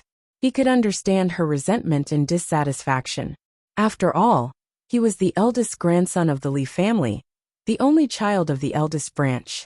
In the big families where the second and third branches were powerful, this was a principle that must be adhered to. Today there were many unfamiliar faces in the Li family. Madame Fong's 60th birthday was a very important day. In addition to close relatives and friends, those distant relatives who were only acquainted with each other would also come to celebrate Madame Fong's birthday. This was because the lifespan of most people was relatively short at this time. Living to the age of 60 was already a huge gain. For special birthday celebrations like the 60th and 70th birthdays, the rich families would hold a grand celebration. Everyone in the residence was busy, as if it was the new year. In this way, Li seemed especially idle. Apart from copying scriptures and going to Li Xian's place to watch him fly a kite when he was tired, he would also give a few constructive suggestions. Most of his time was spent playing landlord with Mississippi Liu. Of course, it was impossible for two people to play, so the little fatty, who was equally bored, was forced to join in. Lu Rui found all the luck she had lost in mahjong here. She lost a pile of snacks to the little fatty, Half of the silver that Li Yi had brought from Qing and prefecture was already in her pocket. Mississippi Lu was never tired of a business that only made profits. Every time Li Yi lost badly and wanted to end the game, she would suddenly have the thought of testing his kung fu, so the game could continue. As for the little fatty, it was even simpler. After Lu Rui taught him a few simple moves, the little fatty didn't care about his snacks anymore. He even took out his treasured things. It was just that after he tested the power of those moves, the parents of the younger generation in the residence came to find him. The next day, he could only lie on the ground while playing mahjong. "Big brother, what do you think I should prepare for Grandma's birthday?" the little fatty said while lying on the soft mattress and rubbing his butt. The little fatty had been hanging around Li Yi recently and was used to letting him make decisions for him. Li Yi arranged the tiles in his hand and said, "As long as you don't want to give her your treasured candied plums and pastries, anything is fine." "Why?" Having his thoughts read, the little fatty raised his head and stared at Li Yi with widened eyes. "My mother said that the gift has to be unique." With the little fatty's reminder, Li Yi remembered that as the eldest grandson, he also had to prepare a gift for old grandma. He couldn't afford something too expensive, but something too cheap showed no sincerity. He had to think about it carefully. While Li Yi was thinking about this, Lu Rui made a vague gesture with one hand. The little fatty understood and secretly passed a tile over. In the morning, Li Yi couldn't even afford a cheap gift. He borrowed a few dozen taels of silver from Mississippi Lu and wrote a promise that he would return double the amount when he returned. Only then did his wallet become a little fuller. The little fatty followed him like a bug. He promised the little fatty to fly on the kite for a while when he went to Li Xian's residence this time. A fine horse galloped towards them from behind, and Li hurriedly pulled the little fatty along to avoid it. They watched as the armored knight galloped past them, quickly disappearing from their line of sight, leaving behind a messy street and the curses of the passers-by. The next time they met, he needed to remind the princess that it was time to discipline this kind of reckless galloping in the city. "Out of the way, out of the way!" In a place where Li Yi couldn't see, the knight shouted in a hoarse voice, looking as if he hadn't slept for a few days and nights, as he galloped straight for the palace gates. At this time, in the throne room, the morning court assembly that usually ended a long time ago had been delayed by more than 2 hours. The current emperor sat on the dragon throne with a gloomy expression. The court was noisy as the civil and military officials were arguing over something. "Your Majesty, I accuse the envoy of the Qi Kingdom of being presumptuous and reckless. He had recklessly galloped his horse in the city and injured several people. I sincerely ask for your Majesty to punish him according to the law." A young official stepped forward with a ceremonial tablet in his hand. The noise in the court stopped for a moment. Everyone looked at the young imperial censor, as if they were looking at an idiot. He was a young man after all. Although this was what imperial censors did, there was still a time and place to do it. Was he talking about the envoy of the Qi Kingdom, who had recklessly galloped his horse? No one paid attention to the young imperial censor. An old man stepped forward and said, "Your Majesty, I think that ceding a city to the people at the borders can save us from suffering and reduce the casualties of our soldiers. I second the motion. I second the motion." As soon as the old man finished speaking, several more people stepped forward to express their support. *T. Every inch of the Jing Kingdom's land was won by the blood and sweat of our soldiers. If the Qi Kingdom wants it, we'll fight them with real swords and spears. What's there to be afraid of? *T envoy. They should be dragged out and beheaded. Do they really think that the Jing Kingdom is a pushover? Your Majesty, give this old official 100,000 elite soldiers. We'll definitely wipe out the Qi Kingdom. Emperor Jing rubbed the area between his brows as he watched the court hall turn into a wet market. A first-rank official was cursing like a shrew. When he looked down at the envoy of the Qi Kingdom, his expression became even more gloomy.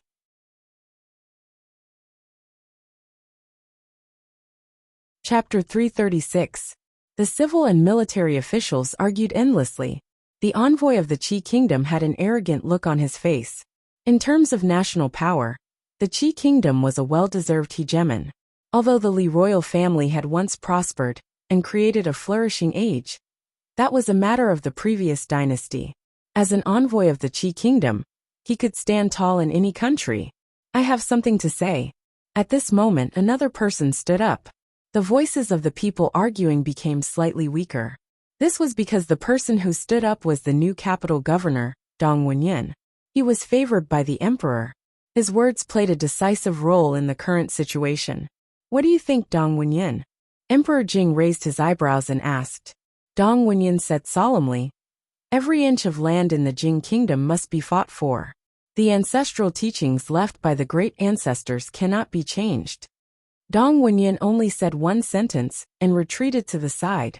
However, he had directly expressed his position. In the court, many people frowned.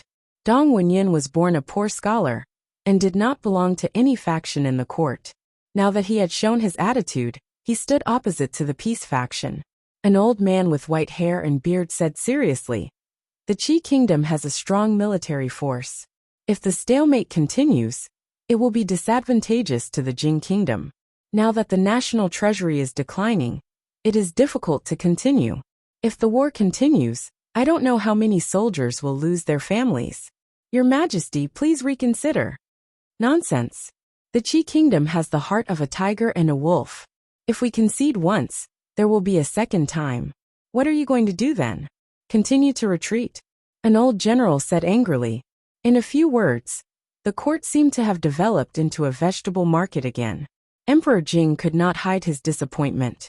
There were many civil and military officials in the court, but there were countless extraordinary people. However, when they encountered real trouble, no one could help him solve his problems. Just as Dong Wenyin had said, the teachings of the ancestors could not be ignored. The Li family of the former Tang dynasty was so mighty that with a single command, all nations would obey. When would he be able to achieve this in his hands?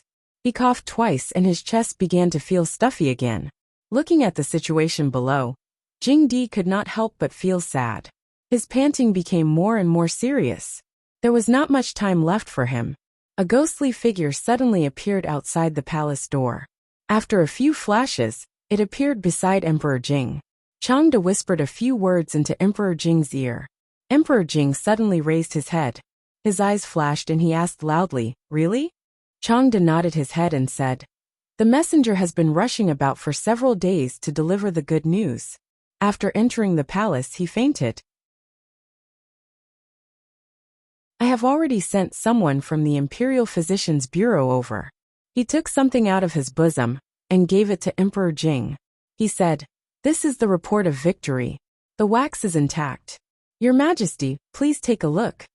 When the good news was delivered to Emperor Jing, he couldn't help but open it and look at it. All right. After quickly skimming through the contents of the letter and seeing the seal of the great general at the end, Jing Di slammed the table and laughed out loud. All the civil and military officials raised their heads. They didn't know what happy event had happened. How could His Majesty be so happy at such a critical moment? Although you are the envoy of the Qi kingdom, you have to abide by the laws of the Jing kingdom in the territory of the Jing kingdom. This matter will be handled by the Supreme Court and handled according to the law. Jing Di stood up and looked at the young censor who had just spoken. He asked, what's your name? The young censor had just been scolded by his superior. At this time, he had not recovered. When he heard His Majesty's question, he was stunned for a moment. Answer His Majesty's question quickly. An old man beside him gently tugged at his sleeve. He was extremely puzzled. His Majesty had instructed the Supreme Court to handle this case. His intention was to severely punish the envoy of the Kingdom of Qi. However, the strange thing was that they had selectively ignored this matter just now. Why? Your humble servant is Song Lang. The young censor hurriedly said, very good. As an imperial censor, I am in charge of supervision. I should be impartial and follow the law.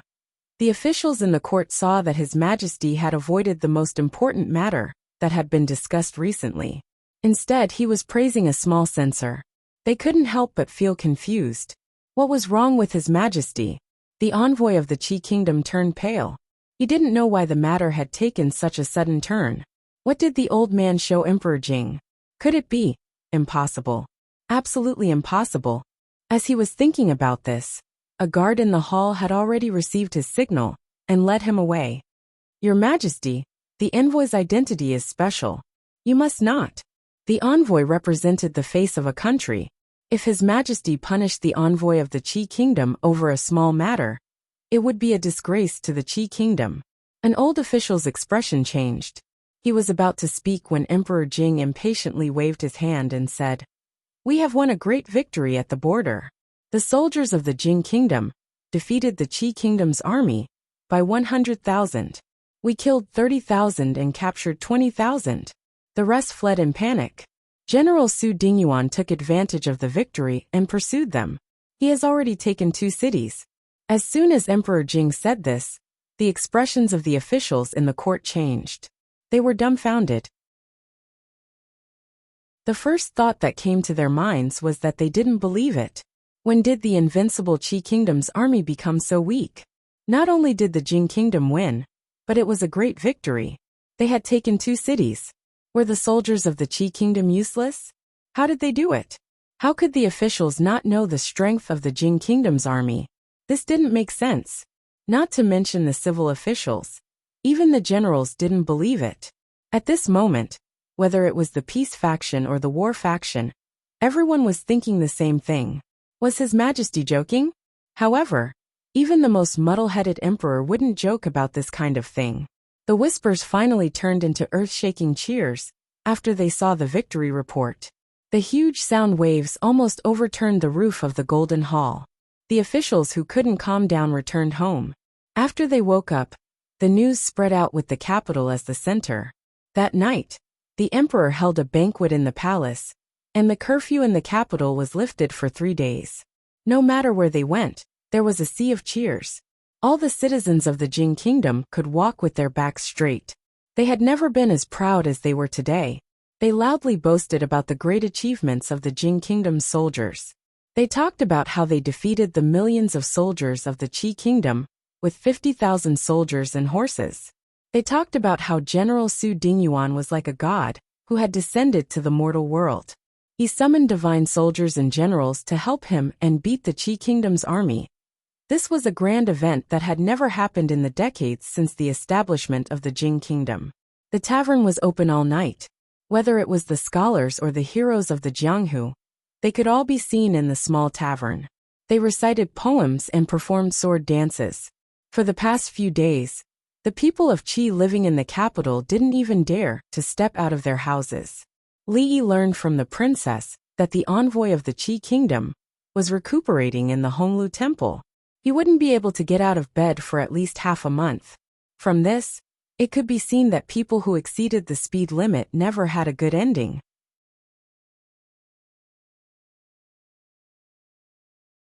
Chapter 337. The power of Tianfa on the battlefield is far beyond our imagination. Different from Li Yi's focus, the princess was naturally not concerned about the envoy of Qi who was speeding. The messenger who had traveled thousands of miles to deliver the news of victory had fainted due to exhaustion after arriving at the imperial palace. Under the treatment of the imperial physician, he had woken up long ago and described the situation of the battle in detail. The Qi Kingdom had a strong army and shared a border with the Jing Kingdom. For decades, the 2 countries had been in constant conflict. The Qi Kingdom's soldiers were brave and well-armed. On the battlefield, the lives of the Jing Kingdom's soldiers were exchanged for the lives of the Qi Kingdom's soldiers. The Qi Kingdom's strength was deeply engraved in the hearts of the Jing Kingdom's people. This was also the reason why the Qi Kingdom's ambassador and the people of Qi could be arrogant and domineering in the capital of the Jing Kingdom. However, the past could not be reversed. The Jing Kingdom, which had been weak for a long time, could finally hold its head high. Under Tianfa, there was no city that could survive within 3 feet. The war horses went out of control, and the Qi Kingdom's soldiers covered their heads and fled like rats, begging for mercy. General Su Dingyuan not only defeated the Qi Kingdom's army, but also pursued them. He used the power of Tianfa to destroy 2 cities. When they ran out of food and fodder, he sounded the gong to retreat and stationed a large number of soldiers at the border. He would return to the capital soon.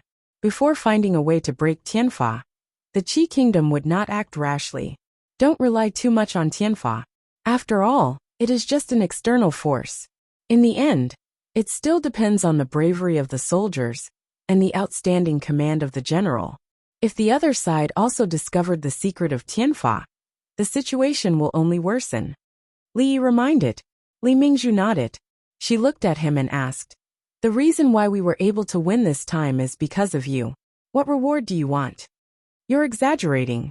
If you really want a reward, just make me a duke. It doesn't need to be too much. 10,000 taels of gold and 1,000 acres of fertile land. This request is not too much, right?" This time, Li Yi deliberately emphasized the words 10,000 taels of gold to prevent them from fooling him with 10,000 copper coins again.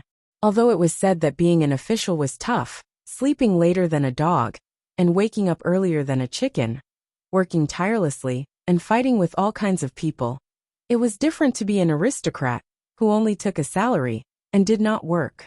He had a beautiful wife and a big house. He did not need to work hard, and the country would help him achieve it. Every day, he just had to lie in the courtyard, bask in the sun and tease the little servant girls. When he had nothing to do, he would go to the brothel to listen to music and watch erotic dances. How many years would he have to work hard for? Of course, after he brought Rui over, he could forget about being a concubine. She probably wouldn't agree. Even if she agreed, Mississippi Lou probably wouldn't agree either. Once she woke up, the concubine he had just married yesterday would probably have to go to the well to look for her. Not too much? Her Royal Highness looked at him with her arms crossed and said, "Since the founding of the country, there has been no title of nobility without military merit. It is as difficult as ascending to heaven to get the title of a county baron. How many dukes are there in the country now? 10,000 taels of gold and 100,000 taels of silver. Do you know how much money was spent on this expedition? If I reward you 2 more times, the national treasury will be empty. As for the 1,000 acres of fertile land, the perpetual farmland of a prince is only 10,000 acres. Do you think you can compare with 10 princes?" Li looked at her with contempt. She was the one who took the initiative to ask him what reward he wanted. It seemed that she could not even satisfy one of them. How could she still pretend to be generous? Forget it. They can reward me however they want. I'd better watch Li Xian fly a kite. Li Xian was getting more and more playful. He had invited several machine masters to participate in the development of the glider. In just a few days, the glider had been modified to the point that even Li Yi himself couldn't understand it. Definitely don't think about becoming a duke. As a small county lieutenant without any title, it's impossible for him to become a first-class duke in a single step. Don't even think about 10,000 taels of gold. Even if father agrees, the court officials won't agree. 1,000 acres of fertile land is also a dream. How can there be so much fertile land to reward you? Li rolled his eyes at Her Royal Highness who had followed him here. If he doesn't want to give it, then he doesn't want to give it. Is there a need to ridicule him like this? However, all your contributions are not small. Father is clear about rewards and punishments. He will definitely not treat you unfairly. You should be more serious. Don't always think about fooling around with him. Seeing Li Yi's absent-minded look, Mingzi frowned and said, Li Xian showed that he had been implicated even though he was not doing anything. He walked over and said discontentedly, "What do you mean by fooling around with me? I'm also sharing Uncle Emperor's worries. Think about it. If they could fly higher, wouldn't they be the best spies on the battlefield? How many soldiers, horses, provisions and fodder does the enemy have? How many routes they are divided into, how the terrain is, and where the ambush is? Wouldn't it be clear at a glance?" In order to prove that he was not fooling around with him, Li added, "Think about it. If our people fly above the enemy and throw down all the heavenly punishment they carry, what will happen?" In his lifetime, Li Xian's creation of the most primitive bomber was something to look forward to. As long as something beneficial to the country was mentioned, Her Royal Highness would immediately become serious. She looked at the guard who could already fly over the treetops thoughtfully. "Your Majesty, The envoy of the Qi kingdom has recuperated in the office of the Grand Herald for a few days. After presenting the memorial, he is ready to leave the capital. Emperor Jing did not seem to hear Changda's words. He played with a clay pot without a fuse in his hand and said, "It's a pity that I didn't see the Jing kingdom's soldiers defeat the Qi kingdom's army with my own eyes." Subject Su's contributions in this battle cannot go unnoticed. He will be conferred the title of Great General, who supports the kingdom. When the army returns, I will personally come out to welcome them and reward them. A rare smile appeared on Changda's dead face. This victory was of great significance to the Jing kingdom. His Majesty's long-cherished wish was to make the Jing kingdom stronger in his lifetime, so that it would no longer be bullied by foreign countries. Now he had finally taken the most important step. With this battle, His Majesty's prestige would increase greatly. It would be enough to shut the mouths of countless people in the imperial court. Subject Yin reported today that the appearance of horseshoes has reduced the cost of horses by more than 60%. The Ministry of Justice has also submitted an official document intending to vigorously implement the law of interrogation in Anxi County. If this law can be implemented in all counties, it will reduce many cruel officials. The Imperial Physicians Bureau has jointly submitted a petition to claim credit for Anxi County Lieutenant Li Yi. His cardiopulmonary resuscitation and suturing of wounds have made great contributions and can save countless lives. They are even more useful on the battlefield. In the battle with the Qi Kingdom, if not for his heavenly punishment, we would probably still have lost, let alone seize the city and expand the territory. Emperor Jing muttered to himself. One by one, he was very familiar with the things that Li Yi had done in the past 6 months. I can see that he is an unexpected soldier. In terms of governing the country, most people in the imperial court are better than him. However, no one can replace what he can do. The smile on Changda's face deepened. He said, "Today is the 60th birthday of the old mistress of the Li family.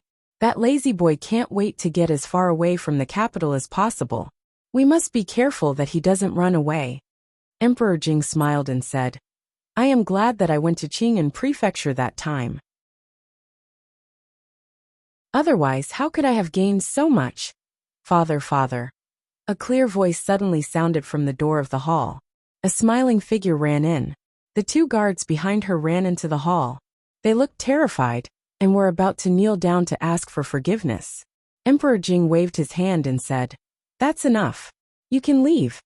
Then, he turned his head to look at the little girl in palace attire and asked, "Shanning, why are you free to come to Father's place today?" "I just came to see Father." The little girl giggled and skipped over.